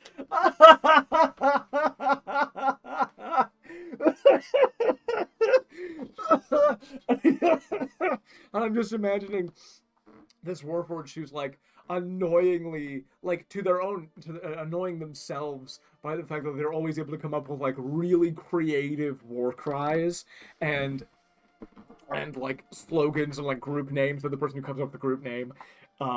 Everyone's like, wow, you're really good at, like, you've got great alliteration. And the Warforged's like, damn it, I hate my whole life, I just want to kill people. That is beautiful. That is beautiful. It's a mix of DMing, and this is also my hobby. Yeah, 100%. I get that. I'm trying to turn it into this, which makes a huge amount of sense. I was able to work all day to plan and scheme. Well, I'm sorry about, or not sorry about the working thing, because planning and scheming is the best thing. If you have all day to plan and scheme, your players will fall before you, as they should. So, so there. I'm gonna loop that because I just fully went on a different thing. That's one of my favorite things. Gift is in terms of DMing, is I'm an evil bastard man.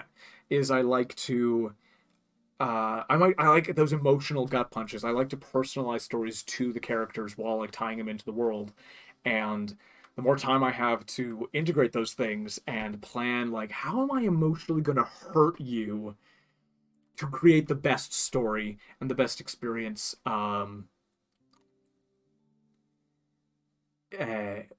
when they eventually overcome those people is delightful. It's amazing. So good on you, I will say. Sending planning and scheming spoons. I don't know. I don't know what that is. Spoons. But I will take spoons, and I imagine that Gift will receive spoons. Oh, those aren't meant for me. That straight up says replying to Gift. So I will ignore the spoons, in fact. Kieran says, I had some scran. What did I miss? You missed. Cool. Gift has put this incredible world. I'm gonna put a quote, a really good LGBT plus game. We are the wickedest girls since Eve. I love that. That's beautiful. Kieran, what we missed is obviously we're on this map. We have been world building, so we've got different regions, we've got different depths, we've got factions, we've got evil gods and people who believe in them. We're getting places.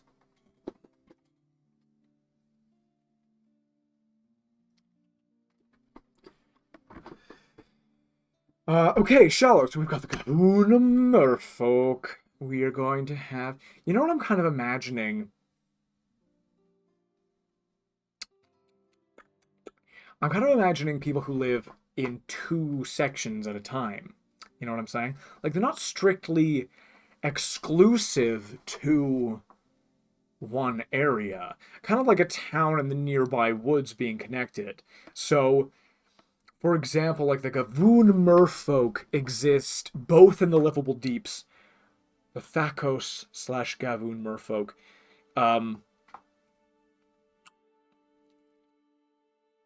Yeah, so it won't be the Gavoon Merfolk. It will be the Thakos Merfolk, who also... what's the word I'm looking for? Also venture to the shallows as part of their thing. Like Smurffolk, there for Smurffolk. And then like surface. So for example, we've got like the Triton archipelago, and then the Triton archipelago also extends down into Triton shallows. So the Tritons sort of live on and off. Same with the Tortles. We'll have the same. Tortle shallows. And these crustacean guys, though, I think are going to be like these merfolk dudes. Crustacean people. I still don't know. We don't like have a name for those yet, but I'm imagining sort of like lobster humanoids. You know, I hate to reference it, but I did see the Aquaman movie on a plane. It was fine. It was fun, but they did have crustacean people, and that's kind of what I'm thinking of for this. So they won't go near the surface. I know the crustaceans do go near the surface. I know that they do go on the shore. And what have you. But I'm imagining that these guys don't. That's what I'm imagining. So, Livable Deep, we've got crustacean people, and sometimes we'll venture to the shallows. Now, Noom, the depth. people who live in the deep and the dark. We're going to have oh wait, no, we forgot about Geol. That is my bad. We forgot that there's another layer of deep. Geol. The deep, which belongs to the Mara, to the whales. But there are certain people who live there anyway. So the crustacean people, yeah. We're going to say that in fact they live one level deeper most of the time, and that makes the Thakos merfolk even more abhorrent to the Noom. Sorry, not the Noom. Noom. Nothing lives in the Noom. To the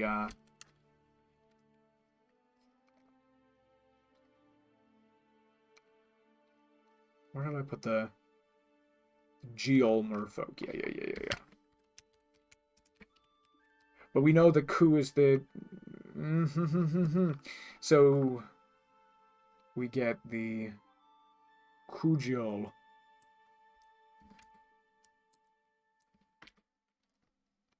And then it would be the Kuthakos. Cool.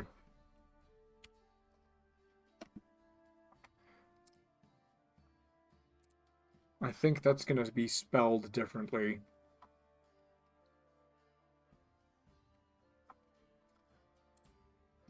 Kuthakos. We're going to call it the Kuthak. Yeah. And the Kuvun. Yeah, we start to just grab the bits that we want, and we have a good time. Kuvun Triton. Yes. And the Kuvun Turtles. Now we start to get into like, now this sounds cool. Now this is starting to sound very, very, very cool. So we've got the of the surface, which does need its own word. Kuthak, and then the Kujiol. The Kujiol do not like the Kuthak merfolk. Not at all. We know the devil. Tapping to check it out. The best ending is obtained by paying attention to all three main characters equally. I have Krabbis. Upper half humanoids, lower half crabs. Mothakin, obviously moth people. I love those ideas. I love the idea of like a crab centaur kind of thing, or like a crab drider. That is very interesting. I have in my head, it's like a slightly different sort of idea for this, where they are much more like giant lobster people. Oh, I've got a Pokemon in my head. It's the idea for the fuck people. That's embarrassing if I'm entirely honest. No, it's not. It's not that embarrassing. I'm thinking about like the giant, like the. It's got like it's not crocodile. That's a crocodile. I'll think of it later. But that's kind of like what I've got in my head. It's like sort of like a few legs and then sort of an upper torso that's not humanoid, but does have like a pair of eyes and like large pincer arms, etc. Moth people are great. What's the film with the swamp creature and the cleaner who falls in love with him? Shape of Water. Savage Land, the bitter underground, the undersea. Yep, Crab Centaur. Trapinch! Thank you, Gift! It's exactly what I'm thinking of. Crustacean. Trapinch? People? I am just gonna go look up a Trapinch. No, not actually Trapinch. I do like Trapinch a lot. Um, Lobster Pokemon. This one, whatever this one is called. Crawdaunt. There we go. Although, Trapinch, the reason I remember that so strongly is that um, that one evolves into Flygon, and Pokemon Ruby was the first Pokemon game that I played, and on the Game Boy Advance. I loved that game, absolutely adored it.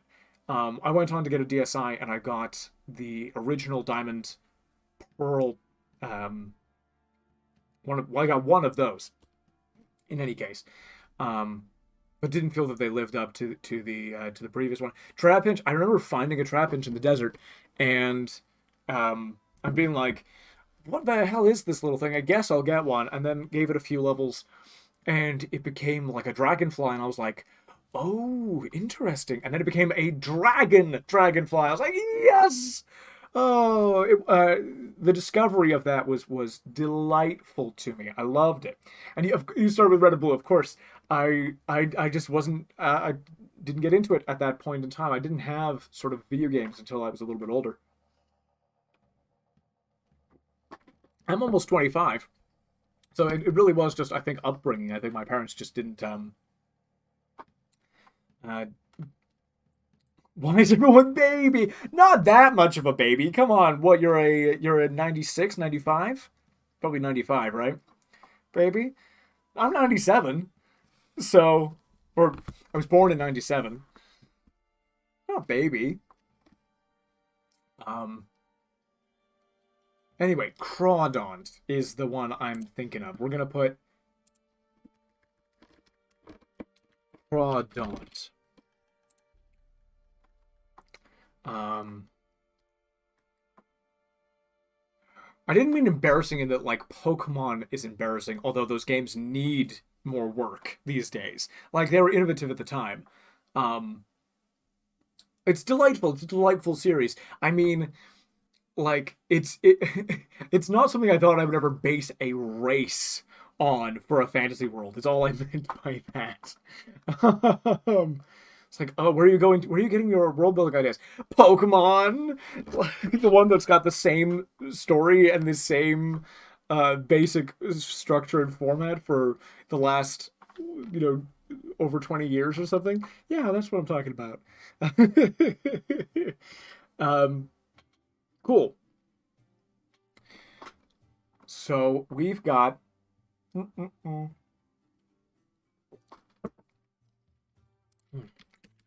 question marks.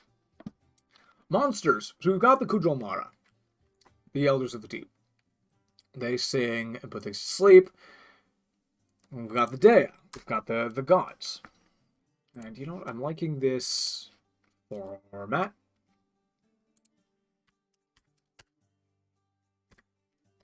And I'm liking this. And monsters. Whoa. There are only 5 stories in the world. I mean, yeah, there is that. That is fair. I was just reading about the monomyth. I was reading Joseph Campbell's Power, not Power of Hero with a Thousand Faces, and he breaks down all of that. Supercharged for the first 10,000 souls. Oh, oh, that is brutal. I am so sorry.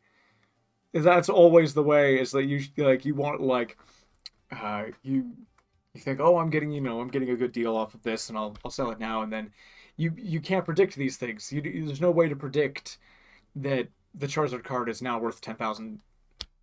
That's yeah, that's brutal. Okay, who monsters. Kraken. You gotta have Krakens. Is uh what other? I mean, let's go to D&D, right? Let's have dragon turtles. Uh, turtles. And then let's go back. Let's go mythological sea monsters. Let's get some inspiration from the world. I don't need Cthulhu. Thank you all very much. Skeleton Carbdus. Now that's interesting. The Iranian Hydra. Cool. Yes. So we can definitely, and obviously we can do things based on angler fishes and what have you. Um, Skill and Carpus is a fun idea. I like the idea of like a skillet type monster that comes out of the sides of caverns, but like comes out of the side of like mountains underwater. You know what I'm saying? So we're gonna put like a Skilla. Yeah, oh hey, it knows. Skilla esque creature that lives in the uh, mountains beneath the water, and we're gonna put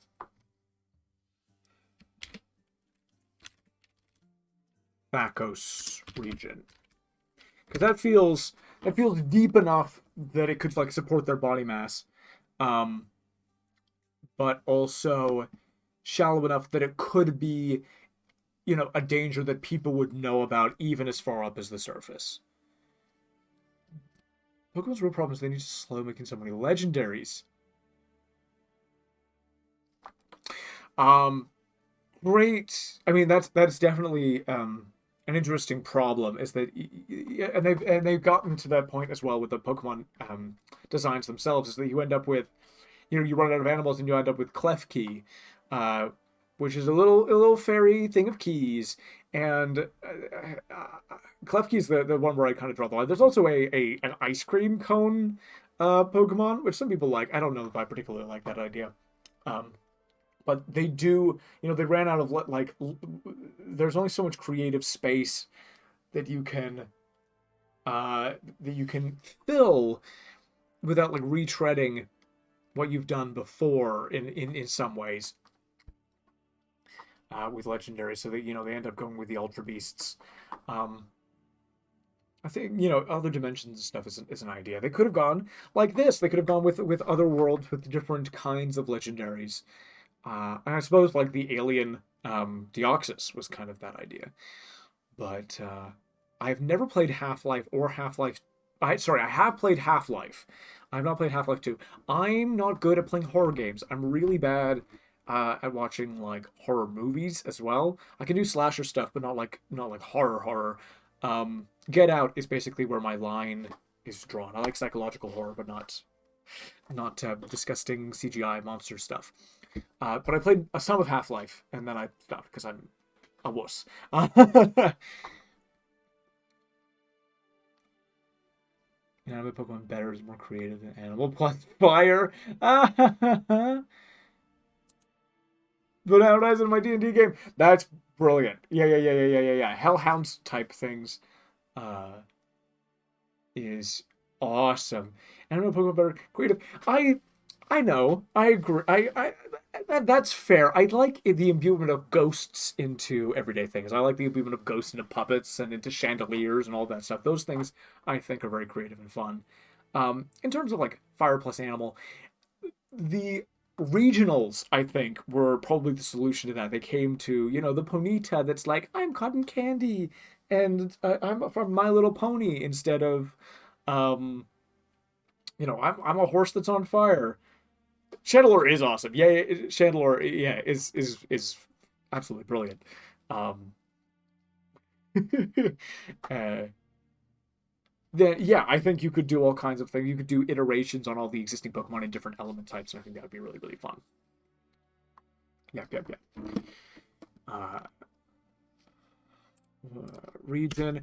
Oh, baby, why did that happen? We're going sharks. We got all kinds of sharks. There are gonna be sharks, um, all different varieties, plus giant sharks.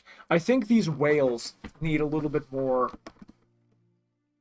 They're whale-like entities. I think they're based off of whales, and they have all of these ideas, but I don't think that they are anatomically whales. I think that they look different, because I want to also have whales, because whales are straight up cool. So you've got like normal whales, which are like babies, and then you've got the Kujigal Mara, who I'm gonna say are on average 10 times the size of blue whales. So they are massive. Getting like a baby one is the way you want to go. And I think that the hunting of them is problematic in that it's a religious thing, but it's not problematic in terms of like you're afraid that they're going to kill them all because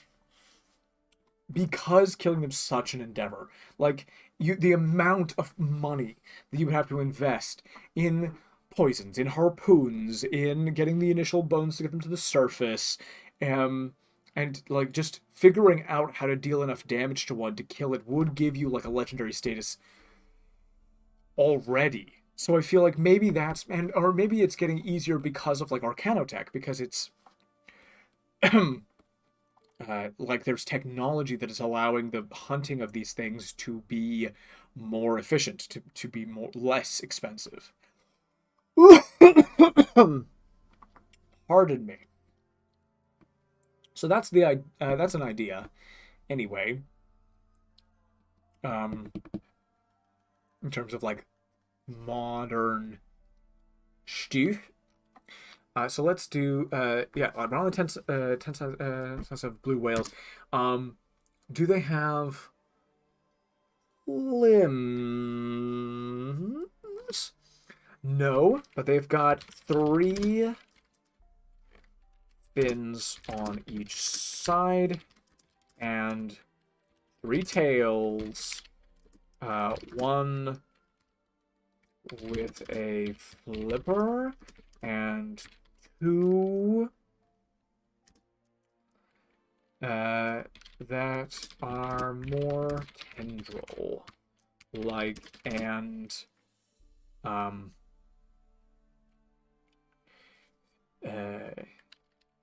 can be used to ward off predators.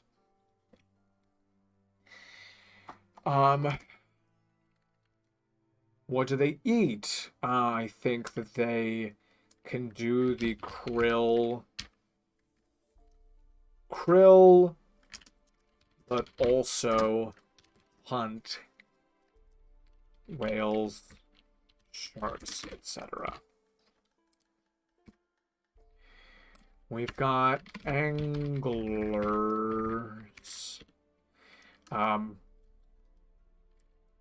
Plus monstrous, even more monstrous than anglers. We've got monstrous counterparts.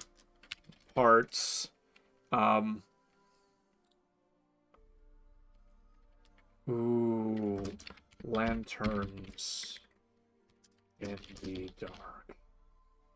And I think we could give...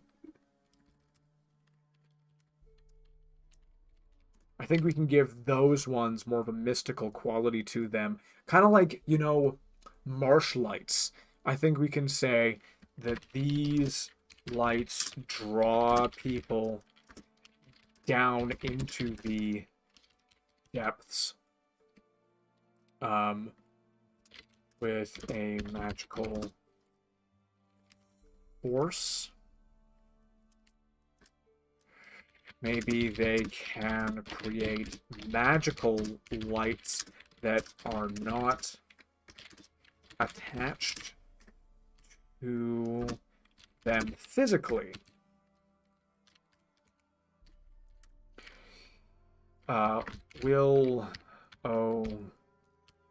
Wisps combined with horrifying creatures.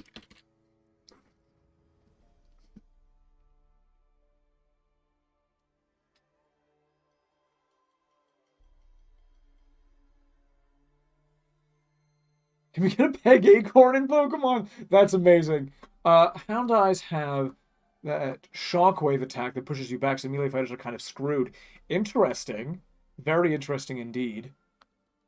They are matriarchal in my world. That straight up makes sense. I have a Fey shoe in the world of Cygalia, and they are very matriarchal. All of the most powerful people in that country are women, for sure. The Fey being matriarchal coming from my biggest inspiration of my Feywild. That goes for Oblivion, so the Shivering Isles DLC with the two main guard factions. Mad God. I have not played the DLC to Oblivion. I played through most of the campaign very, very straightforwardly and was not having a good time, and so I stopped. But I did play through all of Skyrim 3 times, so I feel like I might make up for it? Question mark? Sheogorath. Yeah, Sheogorath's awesome. You do see a Danny Phantom video on my YouTube channel. Yes, you do. My cousin, whose name is also Danny, has a YouTube channel. You can check him out. His channel is Danny Duff, and he has reviews for every episode of Danny Phantom. He has videos about them. He does. October is Danny Phantom month for him on his channel. Please go check him out if you are a Danny Phantom fan, because he adores that show. He got me to watch it, and then I made a season 4 pitch. And I also made a couple of videos with him that are on his channel when he was visiting. Because we're Canadian, baby, but we're living in the UK. Because I'm also British thanks to my mother. But yeah, that is amazing. That is. I am so glad that you also like Danny Phantom. Well, maybe I'll do a video that another video about chatting about Danny Phantom at some point. If you're into that, that's awesome. Last in the dark, draw in depths of magical force. Yes, very, very fun. So we got some monsters. We've got some regions. Let's start to let's make a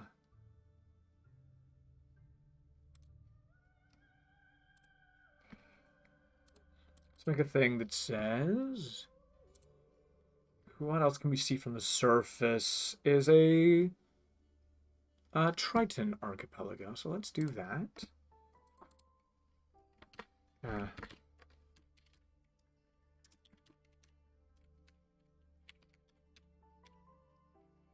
Say that's a Triton archipelago, and they're close to the humans. They'll have a good time with the humans. We're also going to put something over here, and that one is going to be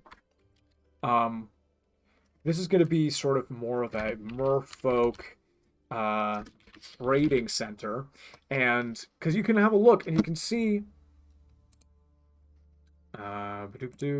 screen. You can see that this is sort of on the edge in between deep ocean and the surface, and you can get the idea that maybe it needs to be moved. I'm gonna move it. I'm gonna subtract from it first. I'm just gonna get rid of that. We're gonna put it further out, and we're gonna make it a little bit smaller. The reason we're gonna do that is so that it can be like a merfolk. We live sort of, Gavun, Geol, sort of like deep parts of the ocean, but we do sometimes come up to do trading with the humans because the humans have sort of like magical technology from the Ismerans. So we do that. We're going to make it a little smaller, and we're going to make it even smaller than that when we start subtracting stuff. We're going to say it's a tiny little island, and a tiny little island, and a teeny weeny little island, and we're just going to keep going like that. In fact, I think I made it too big, so we're going to shape that. And Badoo.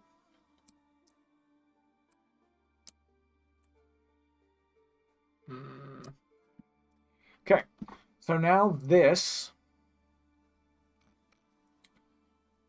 series of islands is where the merfolk trading happens.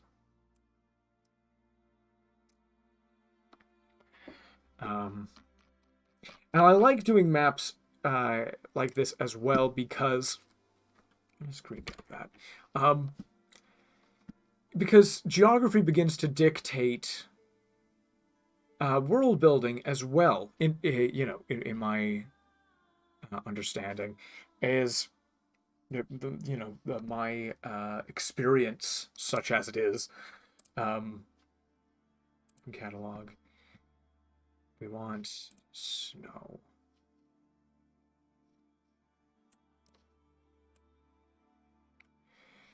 So these are going to be Northlands. They're going to be cold. And so when we go up here, we're going to get some cold islands. And maybe nobody lives there, or maybe people just live below the surface. And kind of like walruses, they just kind of come up when they wanna. We're going to subtract. We're going to start carving into this. We're going to make a big old river through there. We're going to make a big old river through there. Maybe these lands are a little bit more intact, you know? Maybe these make a little bit more sense. Whoop. And skadoop. Right. These frozen islands up here can be kind of fun. And because of, like, glacial activity and stuff, they can be actually more solid than that. We can actually add that there is, like, it would be kind of interesting, actually, if there were sort of these archipelagos, and then the main landmass, you know, that goes up here is ice, you know? And you sort of look at it, you can subtract from it, and you think, actually, there's like a frozen Arctic continent.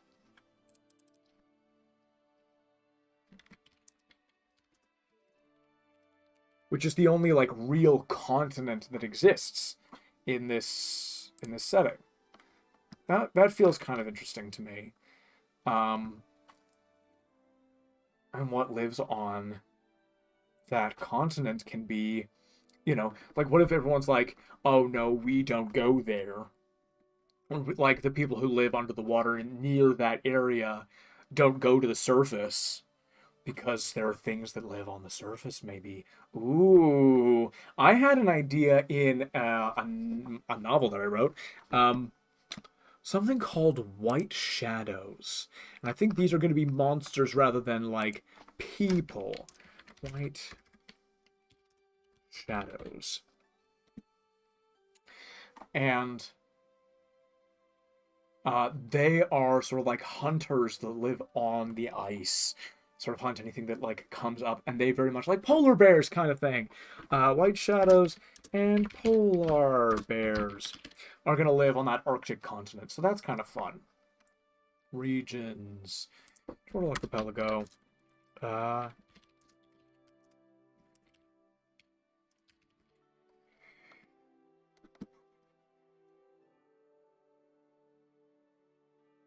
Main quest sucks. Play the side quests. Side quests are where it's at. Okay, that's interesting. Maybe I will. Feels like I put all the main writers on the side quest and got the intern to write the main quest. I mean, the main quest is not good. It's not. I was not having necessarily a good time. I still write Danny Phantom fanfics. You should meet my cousin. You really should. You two would get on like a house on fire, I think. At some point you got to go watch my pitch for season 4 because it gets wild near the end, and maybe you'll enjoy it. I have a fan-made reboot to make it gayer because the guy who pitched the show and came up with the concept and wrote a lot of the bad season 3 episodes, Butch Hartman, is famously a tracer and a homophobe. I did not know that Butch Hartman was a homophobe. I didn't know anything about him really at all, except that his name was attached to the project. That's a shame. That's a shame because the concept is lovely. Like, the concept is, there's a lot of joy to be gotten out of this idea. Oh boy. There's nothing playing. I'm actually going to go over here. I'll be like, hey, let's raise the vibrations. Know what I'm saying? See how that sounds. Ooh, that sounds nice. Cool. Sorry. So, you wanted to make it more representational. That makes a lot of sense. That's really, really, that's really good. It always felt like there was the potential for that to be there. It never went there, which is a real shame. Because there are certain characters, like obviously Danny and Val should have been together, and then Sam, probably doesn't need to be strictly straight. That's just my opinion. But there are some characters who you could definitely see going that direction and get some more rep in there. Absolutely, 100%. Make Danny gay for all I care. That would be more interesting than what we got. More supernatural stuff because that's fun. A little fanfic reboot. Giants. As to this new streaming platform would be it.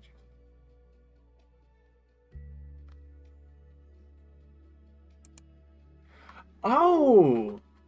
I did not know that. But that's very interesting indeed. I like that. Like a transport. Yeah. No, I like that a lot, actually. That's really nice.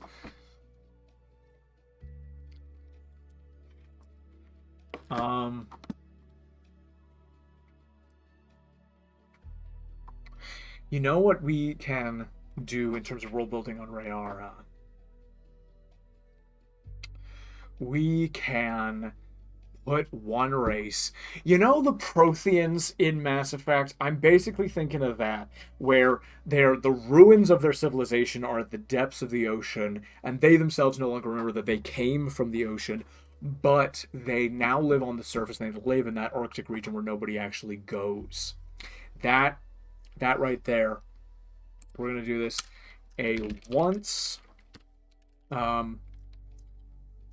subnautic. I don't know if that's a word. No, not subnautica. A once aquatic. It's the word, of course. Race from a civilization that fell, that now live in the cold on the Arctic. Arctic. Yeah, Arctic continent. My bad. Did I write that wrong on the actual thing? I did as well. No. Click on that. Edit. Arctic. I apologize for everybody who saw that ahead of time. That's my bad. Live on the Arctic continent. We will find a race that is equivalent. Probably it's going to be Goliaths for D&D, right? Goliath equivalent. But yeah. With extra sort of like once fishy features. So like remnants, gills, and webbing, etc. That sounds like fun. Now, we have to talk, because we've gotten up to a certain point historically. I think we've got enough to flow with here. In terms of factions, in terms of world building, insofar as we know that there are lots of monsters, we know that there's danger, we know that there are storms, we know there are seafaring humans, we know that there are merfolk who worship the gods of the deep, humans who worship their goddess of Mehra. Ooh, pardon me. But we still haven't actually talked about what happened when Mehra and Fenral arrived. So, Age of Dawning, I'm just calling it that. We are actually, what we're going to do, 9,000 to 4,000 EE, or 4,000 is the American Empire. This is going to be Um, we're going to call it, actually, we're going to call it Before the Gods. BG, Before the Gods. 9,000 before the gods. BG, we're going to call the... it's not going to be just 9,000. It's going to be... For the gods. It's going to be ancient... Ooh, you know what? No. We can do this. We can do this better. We can do 9,000. And this is... times before the humans arrived, right? So this is when the politics of the world shifted a great deal. This is when, like, all of these people have been living on this world to various degrees of civilizational prowess and technology. And then the humans arrived and began colonizing and had relations with the people, which changed everything. Right, that's the important thing, is that they changed everything. And then we're going to just put 3 question marks to 9,000 BG. And we're going to call this... so yeah, 5,000 years is reasonable. This is ancient history. This is the time of, like, the previous great civilizations and or races that may have come and gone.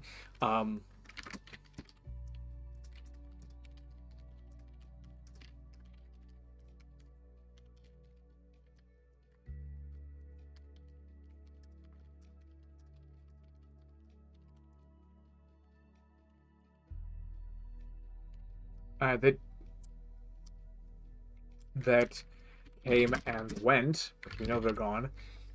And then even before then would have been even more, but this is like history that is lost. So we've got around 10,000 years of recorded history on Rayara, and history would have been recorded before then. It's just like even further and even further back and even further than that. So that's really fun. The next point when things really arrive, really change on this world. So year 4,000, 2,600 years later, we've got the goddess Mayra and her husband Thenral coming to live on Rayara. This is an important moment, and the reason it's an important moment in the history of this world is because they have children. Oh boy, do they have children. They have so many children, in fact, that they become their own race. This race is, strictly speaking, sort of like a half-elf race plus. I already have a name for them. They are mentioned. They are they're already a thing. They are the Erzuli. The Erzuli, and they're described as being completely delightful.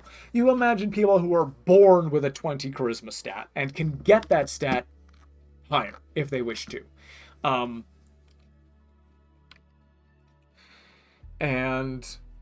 So you got, like, you get Erzuli. Erzuli are introduced to the world and to the greater worlds at large. And here's the thing, is that humans not only bring, humans arrive for the first time Rayara, and bring contact with other worlds with them, specifically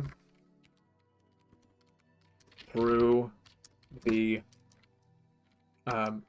through contact with the Esmeran Empire. So the Esmeran Empire had these gates, these these star gates called Unarl gates, and they allowed them to travel between worlds instantaneously. Certain ones of the gods could do it without the gates, others couldn't. Humans arrive for the first time, bring context with other worlds. So how does the introduction of other worlds affect this land? And if the Erzuli are introduced to this world, how does that affect? So the Erzuli, they are creators. They're creatives. They're artists. But they're artists that everybody gets along with, that everybody loves. Everybody gets along with these guys. Creatives. They make art and dances and tell stories and paint sets. Tell stories, etc. ... And they sing. By golly, do they sing. I'm writing that down. Here's the reason I'm writing it down. It's because Mayra is the goddess of song. She is known for that. That is her thing. And so her children, who then went on to spawn an entire race, who now live on this world, are the Erzuli. They are the great peacekeepers on this world, and they are believed to be holy because they genuinely can sing with the Kujiolmara. That will be the thing, right? Erzuli half elves plus they genuinely have the ability to sing the songs of the... And I'm gonna go and I'm going to copy it and paste it. Kujiolmara. That makes them beings that are almost worshipped on yeah, they are theft are? How did I get theft? They are all but worshipped and treated as holy on Rayara and are accepted by almost all races and factions. Because they're awesome. They're really good. They're peace-loving. And everyone loves them. Except for those, obviously, who are hunting the Kujiolmara, because they like the Kujiolmara. So we've got regions. Now, it is written as human territory. That would start to change. I don't think that the humans would spread beyond. Well, that's the thing. Humans do spread beyond, though, don't they?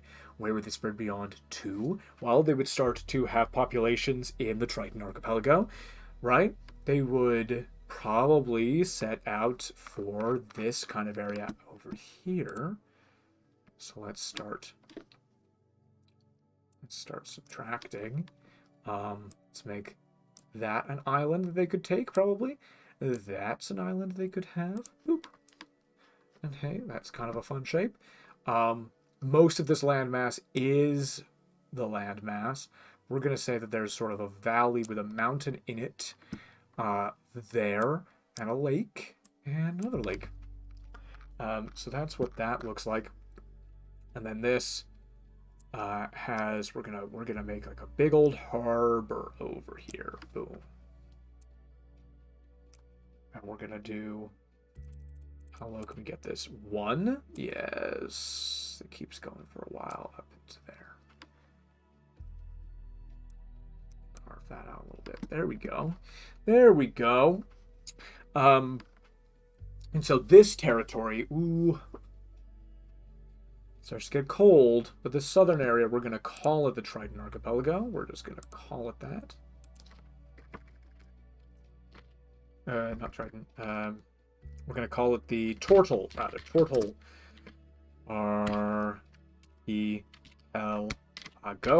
And then this human territory becomes no longer just human territory. This becomes human and Erzuli territory, right? So, blah. Edit. Human plus Erzuli territory. Do I think that the humans and the Erzuli live together peacefully? I do. I think the Erzuli probably travel a lot and get to know people from all over the place. I think the Erzuli probably have enough magic to allow them to breathe underwater, if I'm being entirely honest. So let's go ahead and make them a faction in their own right. Erzuli. These nomadic artists. I'm going to say that they return yearly to the goddess's body to mourn her passing and to meet with the various families. But otherwise, travel far and wide, meeting all manner of people. They are innately magical enough to visit underwater cities. Now, here's the thing about the Erzuli. They also set about exploring the galaxy, but still return to Rayara from those interstellar travels. This is where we are going to return to our history here. Not Mata Zion's world building, but in terms of the timeline, we've got the Ignaculus. So Ignaculus is the galaxy. It's an elliptical galaxy, which means it's not a spiral. It's sort of a weird shape. That's where a lot of this takes, where all of these worlds are gonna be, going to take place on.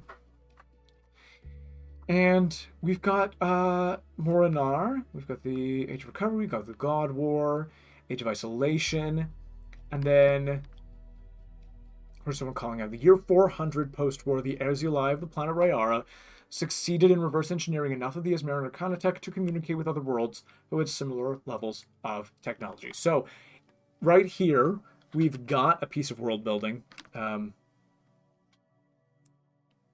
They made contact with Morinar. Together, the Erzuli and the Centaurs of Morinar managed to understand enough of the Unarl Gate's magics to allow their spaceships to travel across space.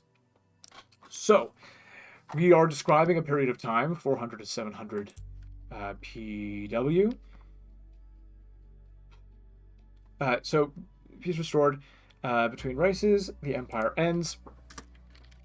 The Erzuli on Rayara begin attempting to contact other worlds once again.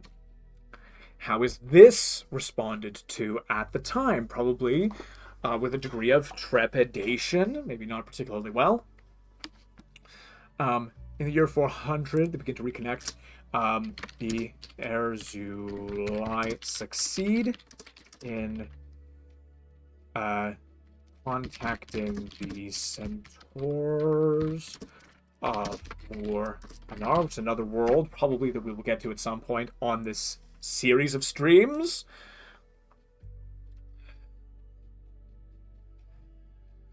And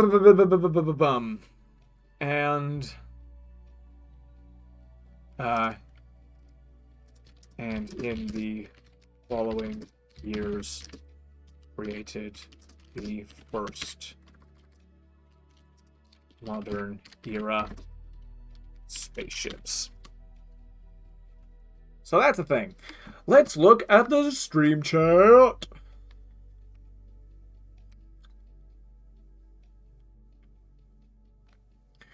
Okay, all the way back to where was a shirt to a water park. Casual wears a shirt to a water park joke, but every male that I know wore shirts to water parks. All came out as female or trans male, just saying. Also, Danny Valerie is cute. That was my ship for the entire thing. I think they have way better chemistry than Danny and Sam. Um, I enjoy Danny Valerie. Also, most people miss the fact that Sam is Jewish. Now that's established. And grandmother speaks Yiddish, calling her grandma, I think, beloved in Yiddish. Nice. I didn't pick up on that specifically, or maybe I did and forgot. Can't remember. 90% of an episode rhymes. I loved that Christmas episode. That was amazing. That was freaking awesome. Heck yeah, Danny Phantom. Why not Danny Phantom musical episode? We were robbed. If a musical themed villain has, why not? I know! I know! I mean, it took Buffy the Vampire Slayer, what, 5 seasons to get to theirs? And The Flash took however many seasons to get to that one as well. I, I mean, it it's a lot of work to do, so I understand why it took them a little while to do, especially if they're going to do one that's all rhymes and stuff. We were robbed in general with Danny Phantom. They should have gotten the writers from seasons 1 and 2 should have continued onward, and um and the show shouldn't have ended. The show should have kept going for a long time because it was good. It was a good show. Anyway, back to D&D. Two divine couples, gods in the beginning. Couples born from the first light. Mana Zifi, the gods from the shadows created Ru and Jin. Love these names, by the way. I love the mythology that you put into this. And the idea of having two of each is really interesting because often it's very dualistic. So this is really interesting. Peaceful between the couples and their children even played together until the dark couple started studying magic, how to create more universes and rule the light. The light fought them first with words, and the light couple made the first celestials, starting with devils for the first time. Yep, absolutely. This is how it usually goes. The first war soon began, bloody and fierce. Eons ruled by war stretched, and many of the soldiers grew tired of the battles. Two groups from the celestials and devils found each other together. They formed their own realm. A few formed bodily unions of light and dark. These children became the Fae as we know them now. I love that idea. I love it. What I will Archfey Celestial Devilborn. I love that. Yeah, Fae have always felt like the in-between of Celestials and Devils. Like, you know, in tone, at least, for me as well. That idea of, like, that trickery domain that can be helpful and can be devilish. You know, can, all of that good stuff. In my setting, there's a world of Cygalia, and it's a world of creation. It's a world where the spark of creation never left, and it never died down to a point where it stopped sort of manifesting the creativity of the beings at the beginning of the universe in this particular setting. And the elves who come and live there try for hundreds of years to attune themselves to the chaotic, the creative energy of the planet. And eventually they succeed, and what is created in that moment are the Eladrin in this setting. So we end up with a great deal of Fae energy and Fae beings, and some of those Eladrin end up becoming Archfey is the eventual progression of that. So sort of the inverse of what the official D&D lore is like. But I love yours is kind of genius. I kind of love that that creation of Archfey. That's fantastic. The devils saw Fae and realized this demand for their own archdevils was. Some devils thought the demand for their own archdevils was meaningless. They would form their own groups to be a power in their own group and became demons. Ah, chaotic demons.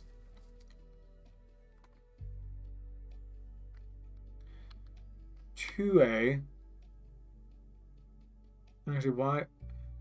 True. Actually, why was it canceled? Didn't make enough money.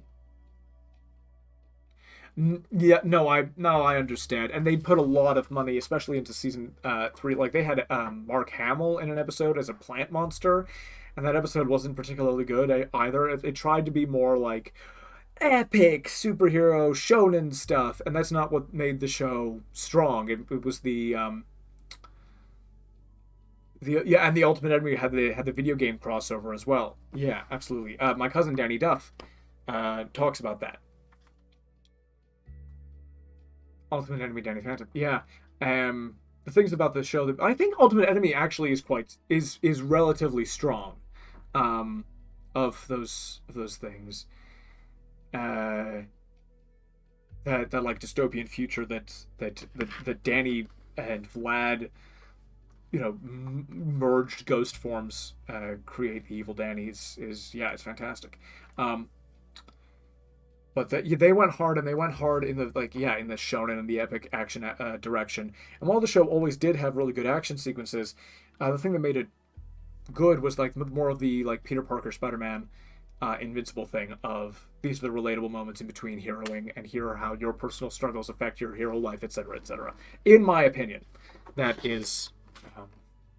Yeah, Clockwork, and he never comes back. Like they do a whole setup for another episode with Clockwork and Evil Danny, and it never happens. And it was stolen from us. It was taken from us too soon. We needed it, and it never happened. And I hate it.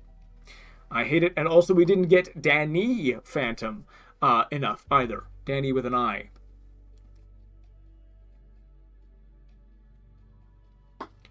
He comes up visually, though, doesn't he? I don't think he actually comes back in, like, a plot sense, if I'm not mistaken. I think maybe he comes back with all of the ghosts at the end. Is that what you're talking about?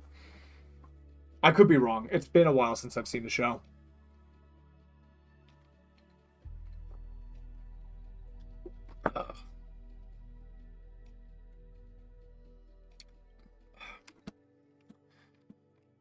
Whew. So, in the present,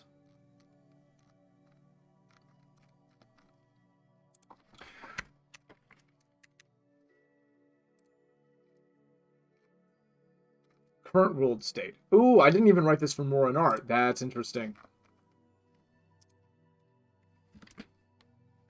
Oops.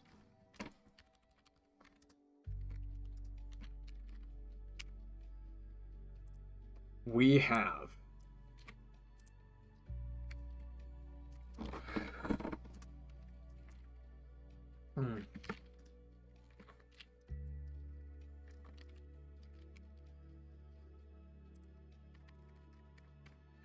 the Urzuli have helped to form the Anaran Assembly.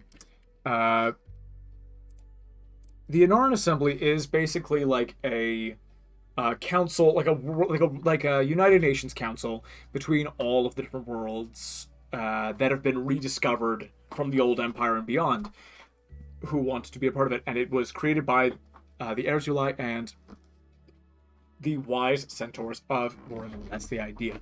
Helped to form the Anaran Assembly and have a leading voice therein. However, this platform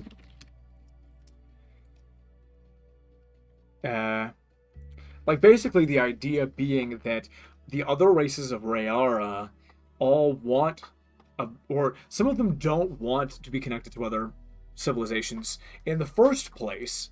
They have they're very independent. They have their own stuff going on, and other races don't understand like these monsters of the deep, these these gods. What did I call them? I called them the Num Inum Kunum Dea monsters. Yes, the Kunum Dea. They don't understand that. They don't understand the traditions of these people. I get the feeling that there also might be a technological divide between the surface and the deeps. Like the technology physically can't make it down into the deeps. So here we even get to go current world state. Even current world state feels like it. Current world state.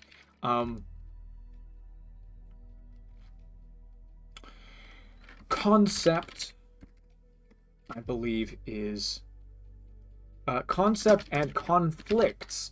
I want to say so, like thematic conflicts is what I'm sort of referring to when I say conflicts here. We go into Rayara.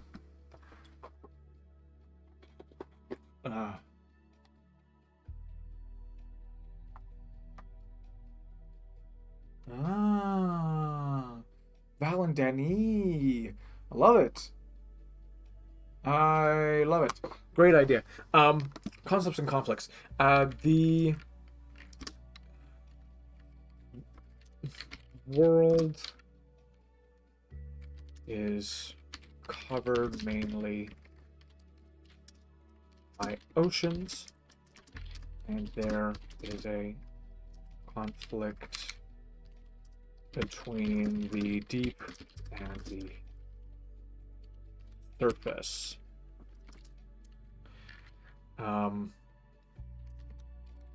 Theological conflict over the role and use of the Mara. That's one conflict. Technological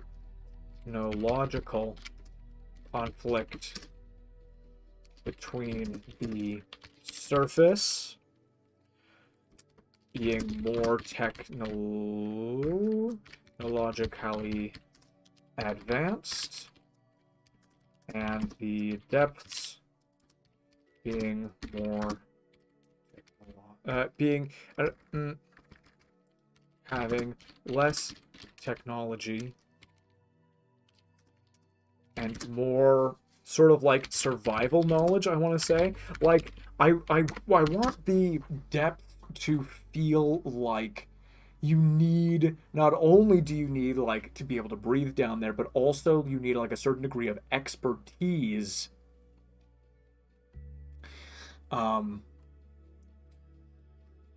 So more focused on knowing the way to survival. Having rituals that must be followed. Rather than a problem-solving society. Balance with the earth, all of that good stuff. Technology versus nature is always an interesting one, and nature being so dark here, you know, deep dwellers think the oceans will chew the surface dwellers up and spit out again. And I'd say one of the main concerns is that the introduction of technology is the thing that's going to wake up those gods, for sure.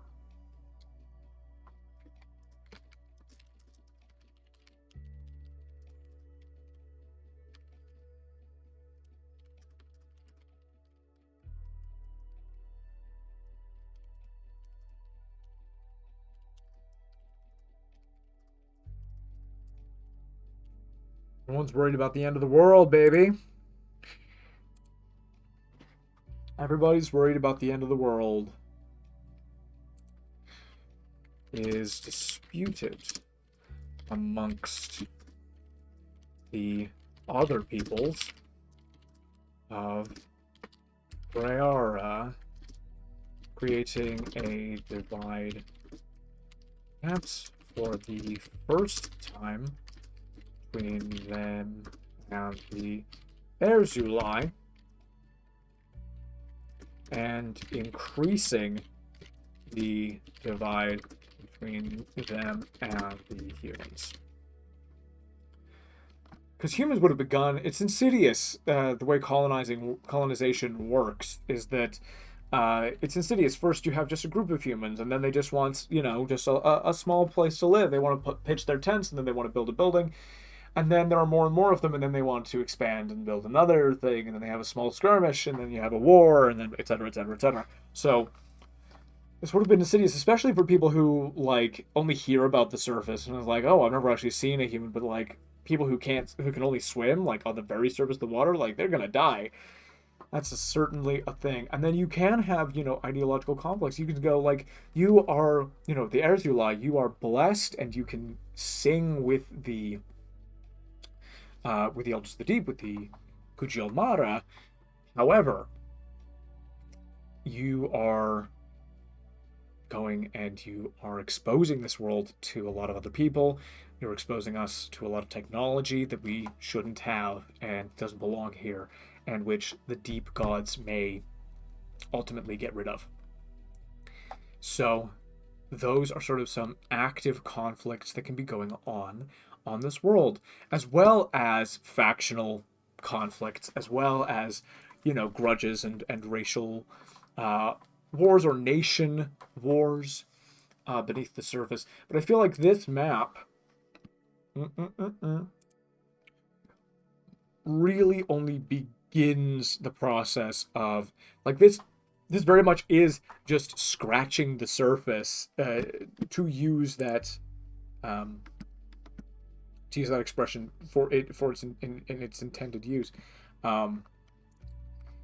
because we're looking at the surface, right? We're only looking at what happens on the surface. We then would need to do drawings, do maps of what happens below the surface and where certain cities below the surface are, where the ruins of old civilizations are, how much people understand about those nations, etc. So we are going to do a little bit of work on that once I cut up this island. I'm going to cut it to pieces. Boop, boop, boop, boop, boop. Doodly doodly doo, doodly doo, doo, doo. Do do do do do do do ba bum ba da ba dum bum bum boop. How did that happen? Who knows? But we're gonna find out. Waves. That's not actually gonna be what stays. That looks pretty cool, to be fair. It's gonna be a whole place full of islands and like patterns and ooh, it's pretty. We like it. I'm actually starting to like doing this. This is kind of like, this is one of those things where like, oh, I'm just doing art. Ooh. Ooh, and where does it branch off? What does it mean when it branches off? Does it mean anything at all when it branches off? Do people see this from above and think, what you doing, mate?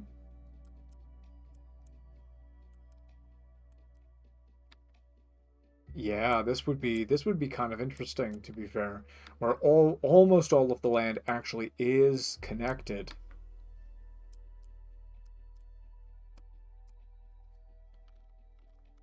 Oh, oh, that looks really pretty. That looks really pretty. I like that, and I'm gonna keep it there.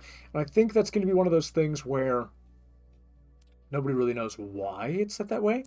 But very much like in the Gentleman Bastard sequence with the Eldrin, there's going to be, it's going to be like created by,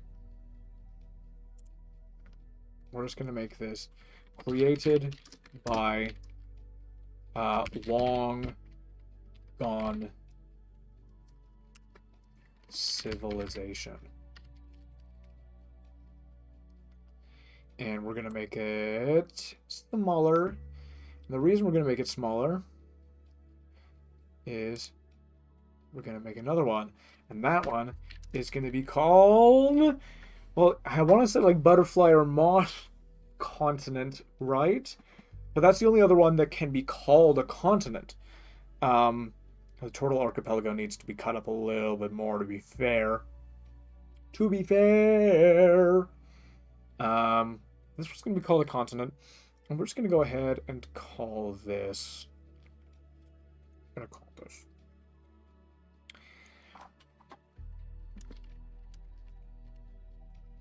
It's not just going to be called continent. Arctic continent. We're going to call this...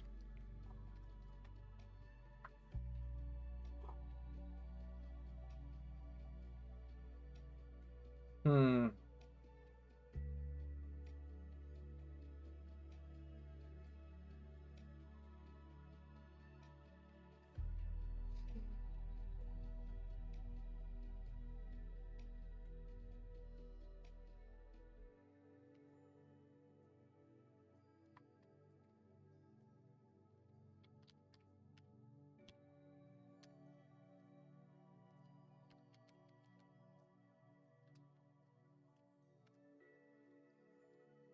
called Inum Gallo.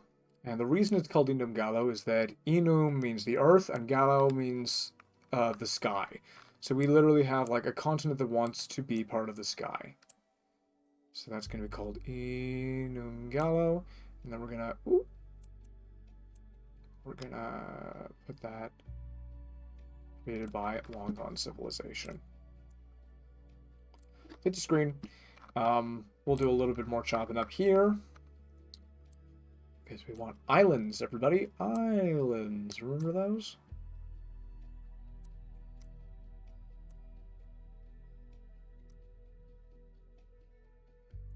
One island, 2 island, 3 island, 4.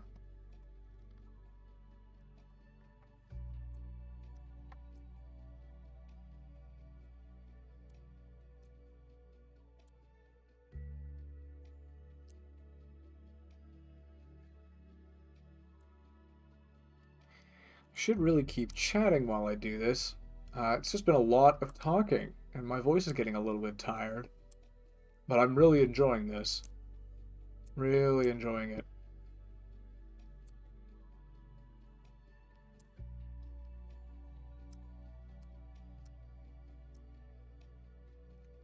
I'm liking this turtle archipelago. I'm liking it a lot. Yes. Now it looks like an acorn. Probably we don't need it to look exactly like an acorn. Still kind of looks like an acorn or a strawberry or something. I think that's okay, though.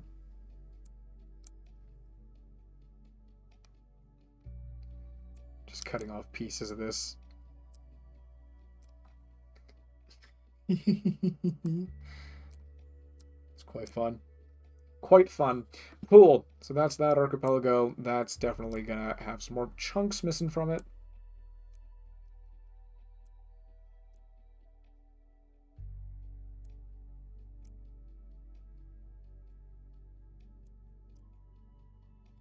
Yeah. 100%. Or a strawberry. Yeah, it's exactly what I was saying. Papillon. My apologies. I haven't been looking at this for a while. Get to Gabby settles folk. They trade nomadic, blah, blah, blah. Could use the canals to be scars. Ooh, could use the canals channels to be the scars of those superstorms you were talking about. Ooh! Ooh! Ooh, I love it. I love that idea. I'm gonna write that down. Factions, current world state. I got 2 current world states. Oops. We're gonna copy that one. We're gonna bring it down because. Ooh boy. And where can I write what you have just said?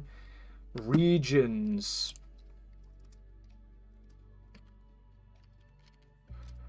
And then Inum Gallo continent.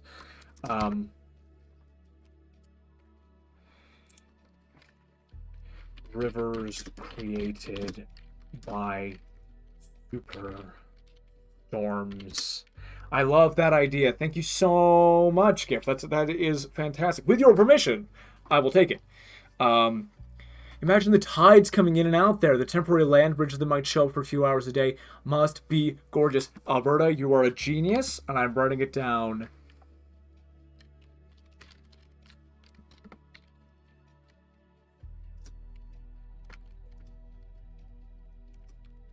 Of the tides. The temporary land bridges would be gorgeous, absolutely. And would affect how the inhabitants travel across the continent. I love that. I love all of that idea. Hello, Owen. Lovely to see you. Wonderful of you to drop in. Papillon, yes, it looks absolutely like a butterfly. Strawberry. How can people get from archipelago to archipelago? Very good question. Thank you, my friend. Let's talk a little bit about... oops. I should have a little thing on it. Let's talk a little bit about... Nope, don't want that. About travel. That's going to be like a subheading of regions. Travel. We're going to do it like this. Most denizens of the oceans would make the journey between surface land masses by water, via underwater currents. Land masses doesn't seem land masses. Sure. Make the journey. Fine. Yes. Good to see you. So it's a fantastic question. So most of the denizens of the answer to your question is that most of the denizens of the oceans would like go underwater. They go via underwater currents because that way, they avoid those storms. The things that they would need to watch out for would therefore be creatures who don't come close to civilizations often, like big motherfucking god monsters. Plesiosauruses, like dinosaur type monsters. We gotta throw. I'm just gonna make sure that I'm getting that right. Plesiosaurus.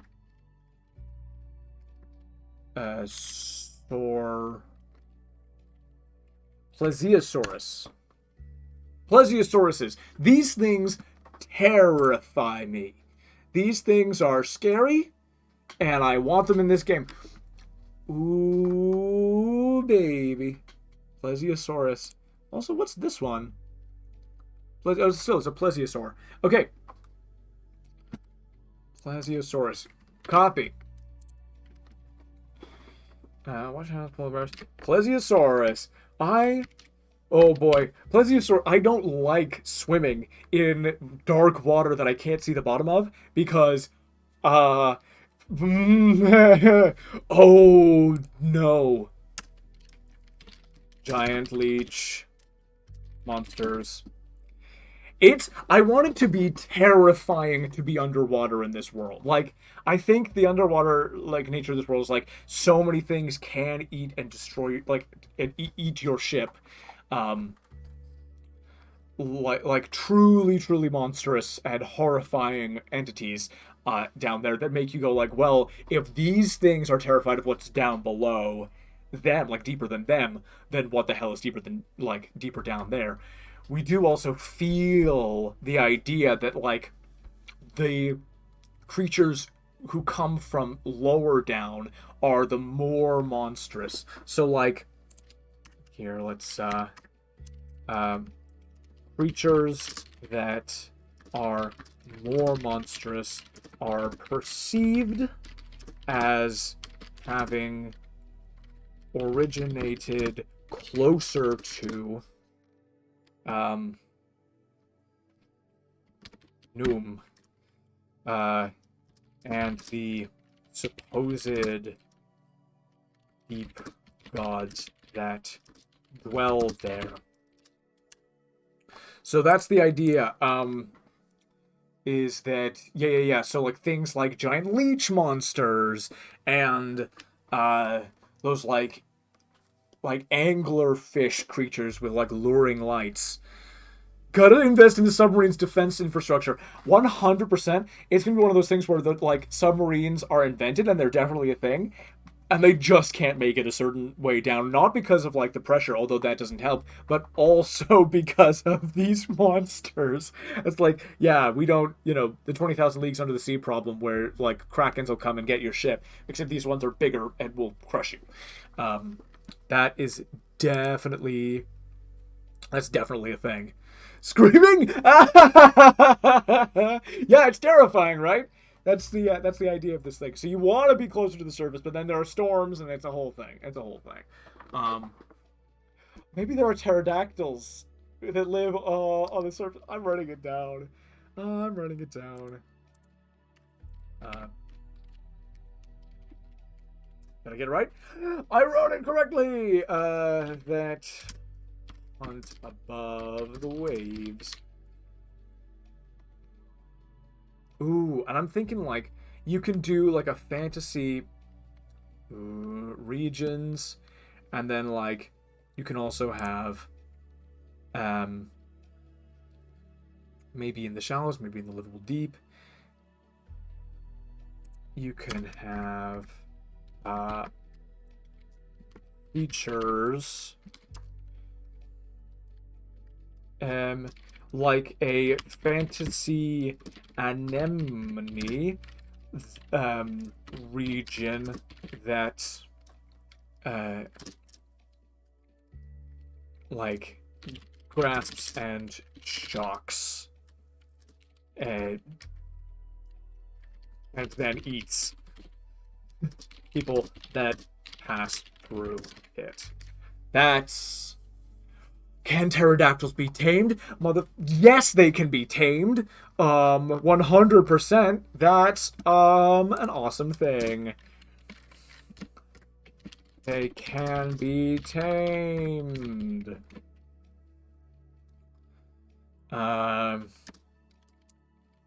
Humans were the first to master this.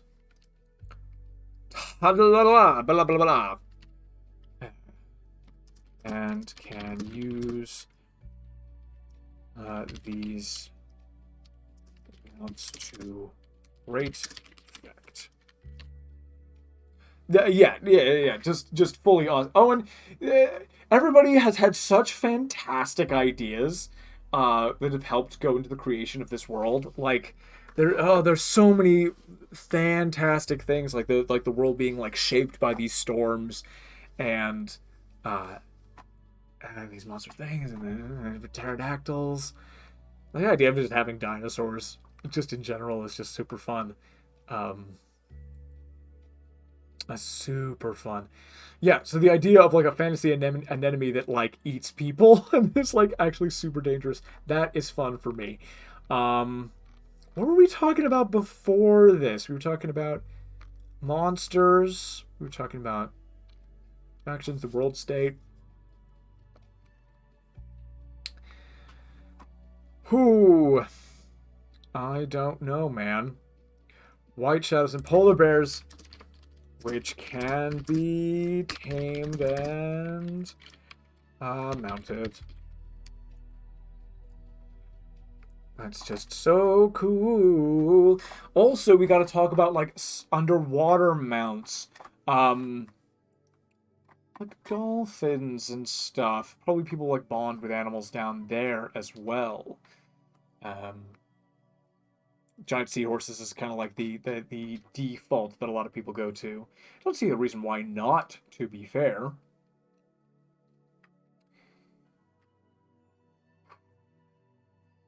Cool. So let's go to the current world state and keep kind of filling that in. Usually I have helped to form the Anarn Assembly and have a leading voice therein. However, this platform is disputed amongst the other peoples of Rayara, creating a divide, perhaps the first time between them and the Ursula, creating a divide between them and humans.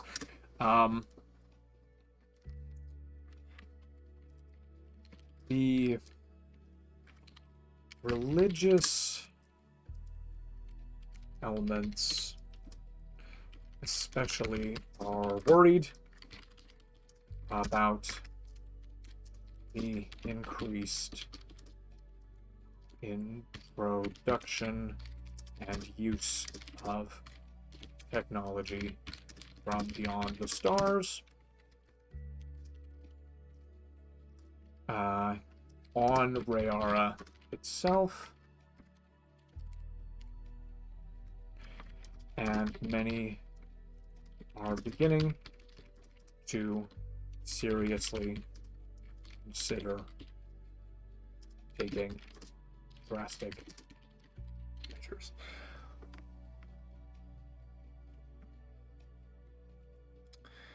Kerry Jomo, hello! Welcome to the chat!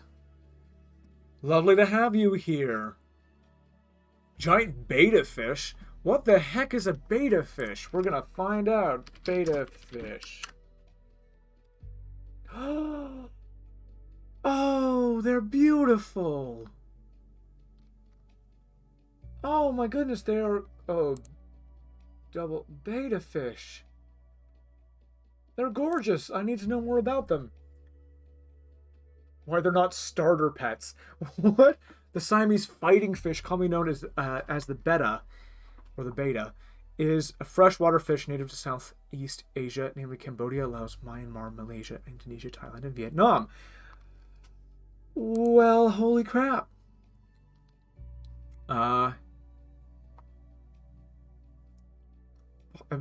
Honestly, Betta splendens. As bettas, due largely to their global popularity as pets, they are among the most widely available aquarium fish in the world. Diverse morphology and relatively low maintenance. They are initially bred for aggression and subject to gambling matches akin to cockfighting. This became known outside Thailand through King Rama III, who is said to have given some to Theodore Cantor, a Danish physician, zoologist, and botanist. Well, they're known for being highly territorial, with mares prone to attacking each other if housed in the same tank, without a means of escape. This will usually result in the death of one or both fish. Females can also have this happen. Why not just say both? Exceptionally tolerant of low oxygen levels and poor water quality owing to their special labyrinth organ. What in the world is a Anabodai, or a suborder of freshwater fish? Description of a lung-like labyrinth organ, which enables them to breathe air. What? The fish... There's a labyrinth fish. What? This is... fascinating. This is fascinating. They're so cool.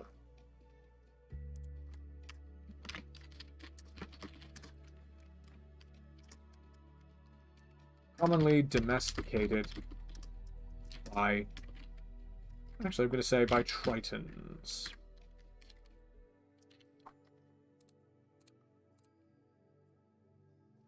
And merfolk, why not?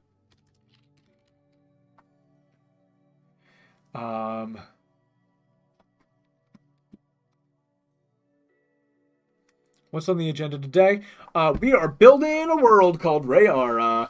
Oh my god, that fish is beautiful. It is! It is beautiful, and it is a Pokemon. And now giant ones that you can ride, and which can fight with you on the battlefield, in the oceanic battlefield, exist in this world Rayara, which is mostly oceans with some land atop 3 inches. Small packages. Can clerics domesticate giant betta to water fight dinosaurs? 100% they can do that, and in fact can. This is how these are used to carry dinosaurs of the ocean when they are hunted for their meat. So that's fun.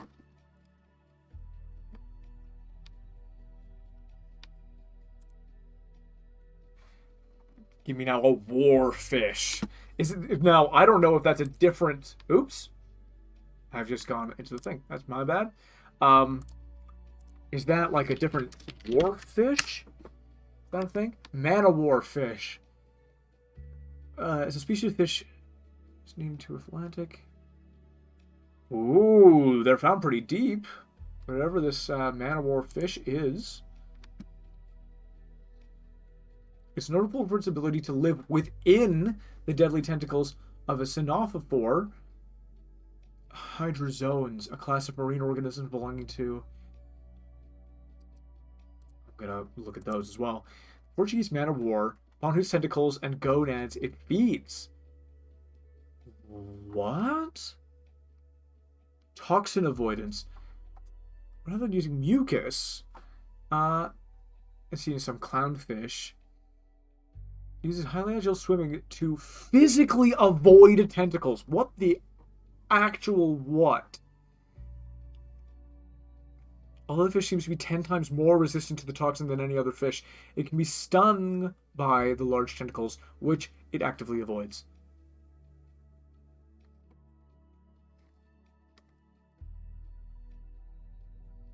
That monster you just made is cool. I'd love to ride it into battle with a giant fish. Absolutely. That's very, very, very cool.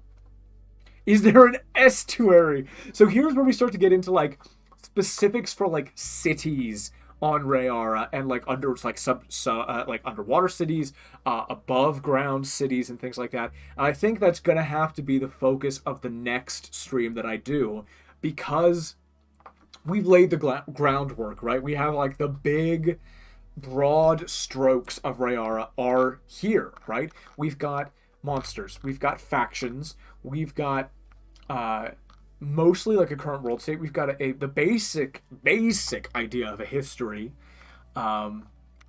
We've got different monsters that can appear here. We've got different regions where cities and peoples can live. We've got the different races that probably live up here. And concepts and conflicts. So we've done a pretty good job, I would say, of making a setting.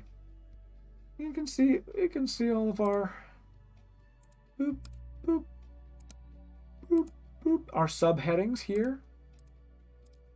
We've done a pretty good job of making a world that, like, lives in concept, and now we can start to ask like questions that are, like, more specific about stuff like that. Like, oh yeah, like fresh water. What the hell's fresh water doing? It's gotta be rainwater, I think. I think that's definitely what it's gonna have to be. Because I'm just gonna double check estuary, because I thought that was something that it wasn't. Tidal mouth of a large river where the tide meets the stream. Yeah, no, there are definitely, like, estuaries and things. I just don't know how fresh water fresh or salt water. Especially in the surrounding wetlands or bodies of water usually found a mixture of fresh water draining from the land and salty seawater. So it would have to be. So it's not that coming in near the land makes it less salty. It's that there are springs. So I suppose on different islands there would be, like, well springs, like natural springs, as well as sort of man-dug wells, where you could get fresh water. In the north, in the Arctic continent, you definitely could. I'm just gonna take a screen cap of that. You definitely could melt snow, etc., for fresh water. But then also, I imagine, especially on ships and things, you would have to be collecting. Because betta fish, I think, are freshwater. They are freshwater in real life. I'm thinking that instead of that, they're just not. I'm thinking that they can just live. I don't think there's enough fresh water for that, is what I was thinking. So I think it's just a version of betta fish, which can exist in saltwater and will fight. They will. I was gonna say we'll just fuck each other up, but yeah. So we're just gonna go fantasy, and we're just gonna go like, yeah, it's a giant betta fish, and somebody goes, aren't those freshwater? And you're like, no, they're not, because this is Rayara, baby. Yeah, the giant ones are versatile. Exactly. They can go wherever they want. In fact, if you transpose them into freshwater on another world, for example, they would be fine. So they're just very highly adaptable, these ones. For sure. Yes.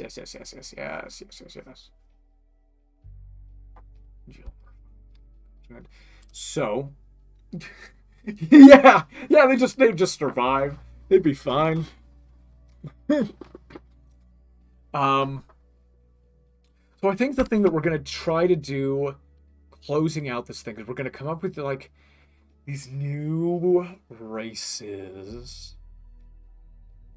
One's aquatic. So a one's aquatic Goliath is essentially what we're coming up with.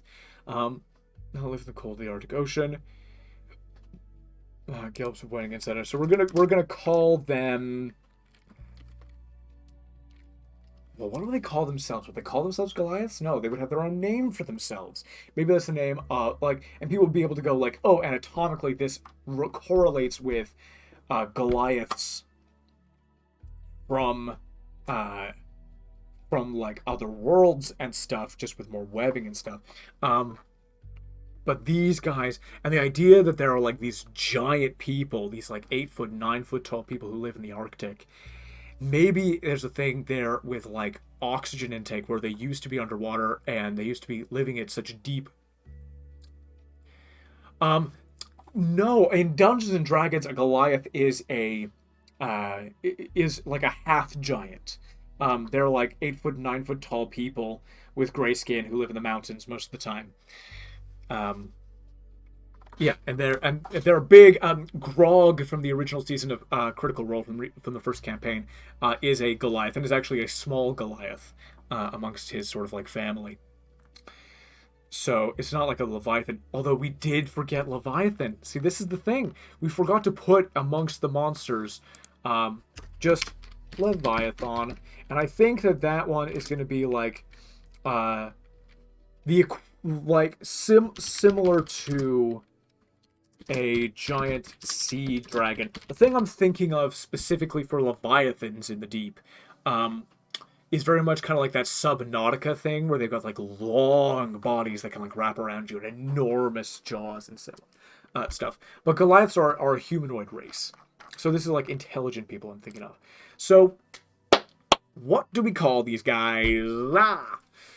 I think we start with like a nation name, like an ancient civilization name that no longer exists. And we go from there. And we name them after that. They would just call themselves, much like Romans would just call themselves Romans if they didn't have anything genetically similar to any other humans. We would they would just be called Romans. So like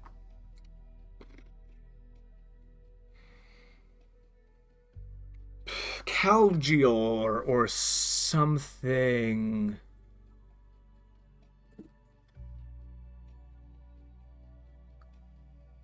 Is the name based on the food they eat?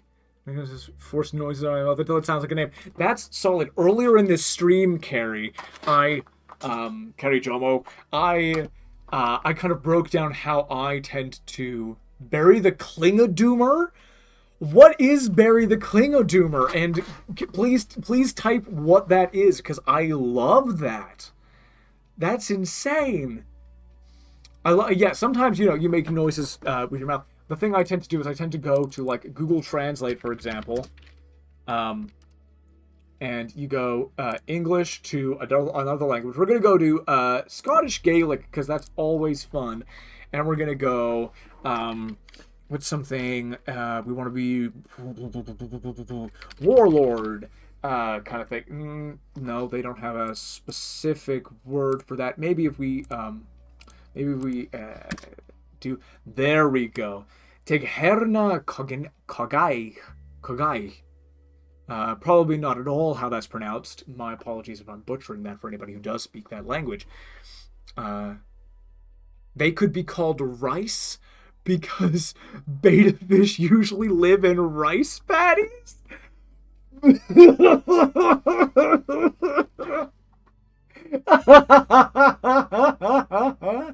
Okay, that's beautiful. What we're going to do is we're going to run the word rice through all kinds of translates through Google, and we're going to come up with something that melds a few of these together. So Tigherna is what I'm getting from this. Tighyarna. We're going to get two more for this. We're going to go Icelandic. I'm going to listen to the pronunciation of that because... Stríðsherra.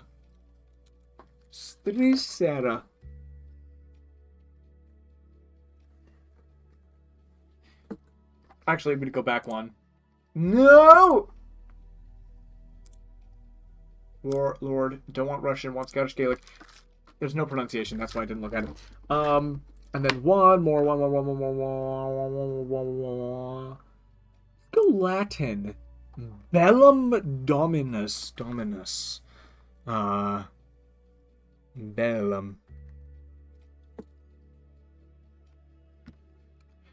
And then we're gonna do rice. Just the word rice in Latin does not have a translation, because of course it doesn't. Scottish Gaelic, also rice. Icelandic. How do you pronounce that? Hrísgrjón. Hrísgrjón. Hrísgrjón. Hris. I like hris. Hrísgrjón. Grillon. That's interesting. Let's do Portuguese. Arroz. I like arroz. I think we've got enough now to sort of like make our rice warlord fallen nation of Goliaths. So this guy, because, oh, you meant, are the Goliaths named after what they eat? Because they're named after rice patties. Oh, I see. That's an interesting idea. I didn't realize that's what you were saying, Owen, until just now. But yeah, we're committed now to this, and I'm gonna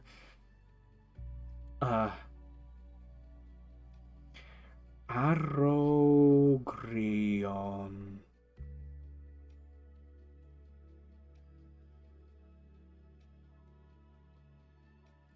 Arogiri?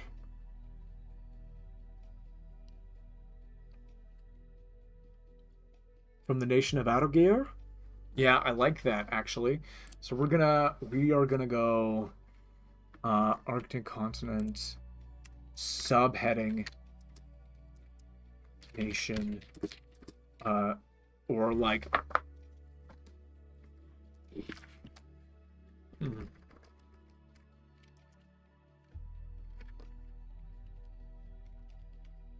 Arogiri.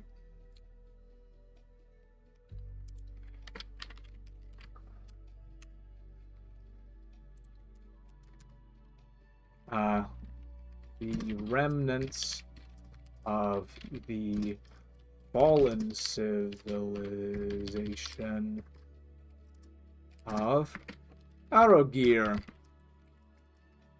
And there's also sort of like an arrogance tied into that sort of name, which kind of leads back into, they can have sort of mythos as to why they fell, sort of an Atlantean, sort of not literally like an Atlantean like boom, but like the hubris thing that led to their demise. Arogir, once aquatic race. Now they live in the cold on the Arctic continent. Goliath equipped with extra. Why is that there? Webbing, etc. Boom!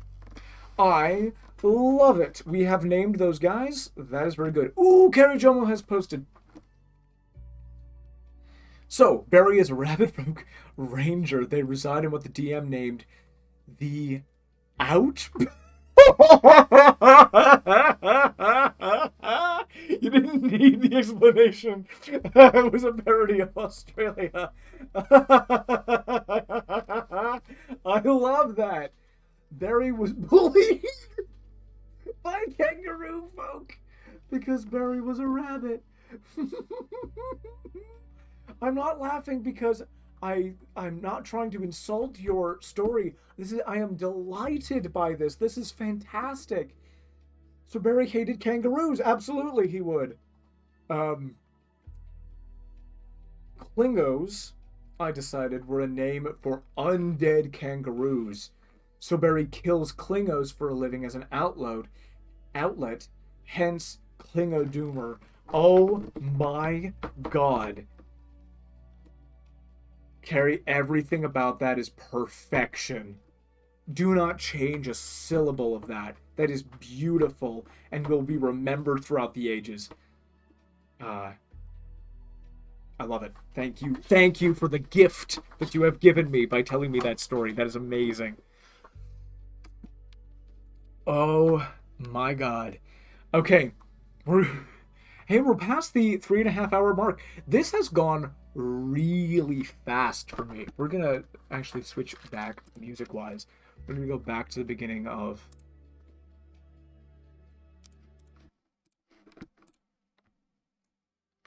Oh no, not an ad. You get to see an ad, everybody. I just like The Witcher 3. I like the soundtrack. I think it's a good game with only a couple of bugs. There's that art I got of them. I've already used them for a one shot, but I hope to use them again. I'm gonna look. Oh boy, you know what? We're gonna not put that on screen just because permissions and all of that stuff. But what I will do is I will go and I will open that on my phone. One sec.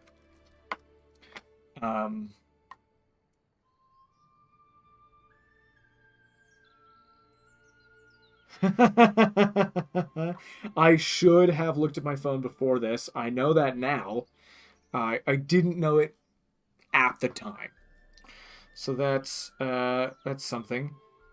Well, again, you.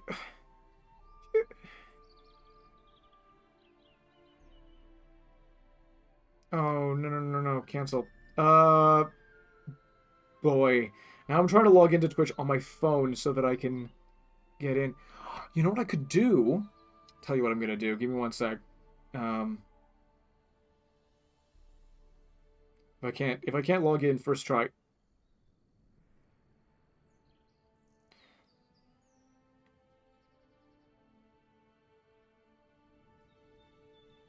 I did. I logged in. Good. So let's find my channel. 5 viewers. Very nice. Welcome to the chat room. It doesn't show it. So what I will do is I will tab that up to look at.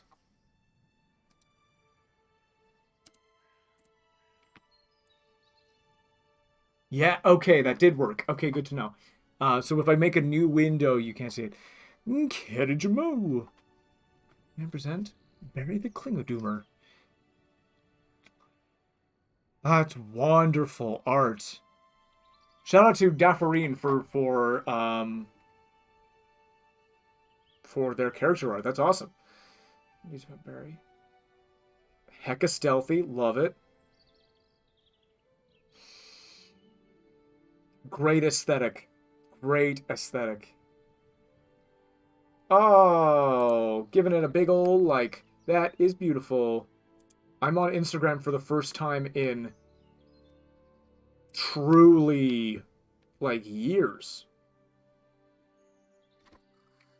Truly years. That's crazy. No, that's all good. Figured it out.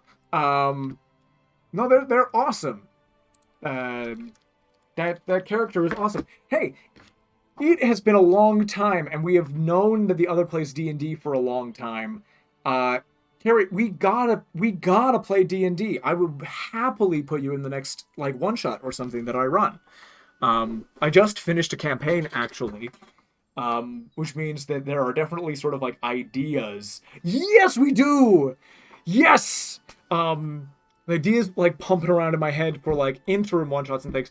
I'm not ready. I'm a little bit too tired to do another campaign right off the back of the previous one. Like it literally ended on Saturday night. It was wonderful, by the way. Shout out to the next season of the Hidden Realms channel's Cygalian Saga campaign called The 10th Kingdom, and it will come whenever it can come. But oh, this is so good. Yes, Carrie, you must join. You absolutely must. And you don't have to bring your rabbit folk, but you are more than welcome to bring that rabbit folk because it would canonically introduce kangaroo killers and undead kangaroo murderers into the game, which is beautiful. I love it. Well, yes, let's message on Facebook because I'm on Messenger more than I am on Instagram. For sure. Well, we will figure the details out after this. That's exactly what we will do. That is wonderful. I'm just going to reply to a message that I got truly a long time ago. And then what we're going to do is we're going to name our crustacean people, and we will close up shop for the night because my voice is getting a little bit tired. This has been so much fun. I am hurting my mic if I want to do that. This has been so much fun. I have loved having people on and chatting. Gift, you are a gift to everybody and to me for your wonderful, wonderful world building. Thank you so much. Owen, thank you for your wonderful fish facts and pterodactyl quotes. Everybody has been amazing. Peaking microphones means enthusiasm, so don't apologize for that. I won't! It's good! Ah! Ah! I am excited. But yeah, 100%. We will figure that out, and I will do this again next week. We will definitely come back next Tuesday for another Building Worlds. We won't immediately come back to Rayara, or will we come back to Rayara? I think we might build off of this. I think is the next thing to do. I think what we will do is we will get more into like less of the broad strokes. Let's get into the nitty gritty. Let's like talk about leaders. Let's talk about kingdoms. Let's talk about cities specifically. Let's talk about districts and population differences and how people earn money. Let's talk about all that stuff because that is also very, very interesting. And you know what we're going to do? You know what we're going to do? We're going to talk about secret societies and syndicates, baby, because I love those, and I will put them in everything that I do from now until the end of time. Come at me. So that is super, super fun. Let's make this crustacean people's race name. Let's do it. Let's do lobster in Portuguese. Lagosta. Let's do crustacean. Crustaceo, of course it is. Let's go for something like Russian. Rakubrazny? Rakubrazny. Rakubrazny. Rakubrazny. Ракообразный. Rakabrazny. Of course. So I like the knee part of that. Knee. Hell yeah, cult talk. If you like, there's so much in the upcoming campaign that is to do that, or not. Well, no, more in the ones that are already out. Actually, in the Battle of the Bands ones, the Mockeries game, and more so in the Reserve List campaign that are on the Hidden Realms YouTube channel, have interactions with a secret cabal called the Legazi. The Legazi Cabal, and they're secret crime lords that run things in the city of Carendia, and they are led by a lich who like grants undeath to his descendants if they prove themselves worthy and if they prove themselves to be useful over time. I'm so happy with the Legazis. They are so much fun, and the fact that they did not get killed. Spoilers! They are still alive at the end of this next upcoming thing, so they will be there in the future of that world, which is so, so exciting for me because I love them. I love them to pieces. Did I respond to that message in the end? No, I didn't. Here we go.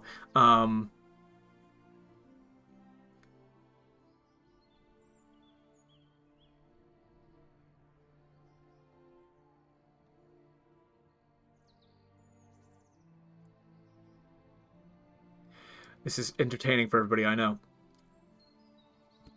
Cool beans. Rakubrazny. Rakabrazny.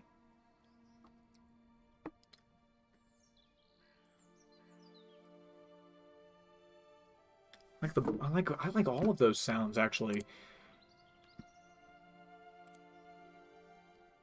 Kokaku Rui. Kokaku Rui. Love that. Different languages. Let's go Hindi because we haven't looked at Hindi. Whoa. Crustacean. That is actually pronounced crustacean. Crustacean.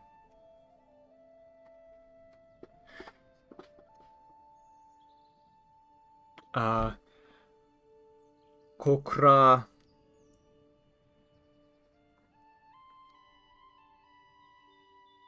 Kokrasny. That's what we're gonna call them. Kokrasny. I am a Kokras. I like that as a name for crustacean people. And it's gonna be spelled like this: Krasny.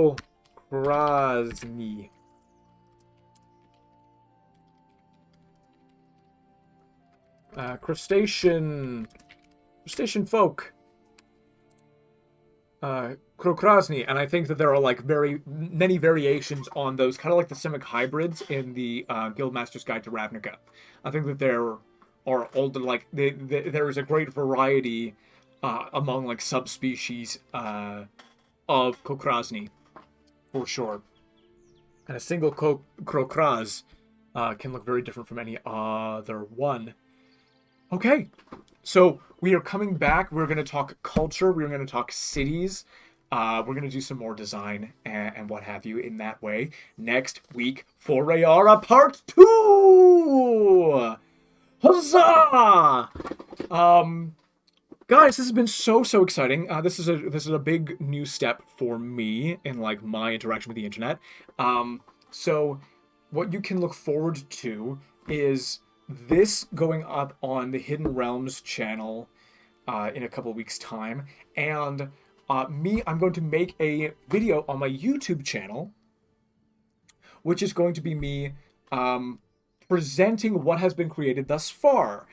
So not in the process of creating it, but very much kind of like a, look, we've got all of these things, and this is how they all relate to each other, etc. And it's going to be more of like a 15-minute, 10-minute, 15-minute video, talking ahead, very loose, very minimally edited if at all possible, just for YouTube. And that's going to be what's going on to my personal channel. Okay, thanks everybody for watching who tuned in. It was awesome. So much fun to chat to you all while I did this and to make maps and what have you. I'm just going to make sure that I got that map. Print screen. And I guess I will see you guys next week, or I will do this next week. Okay, goodbye! Goodbye, everybody! Goodbye! Goodbye!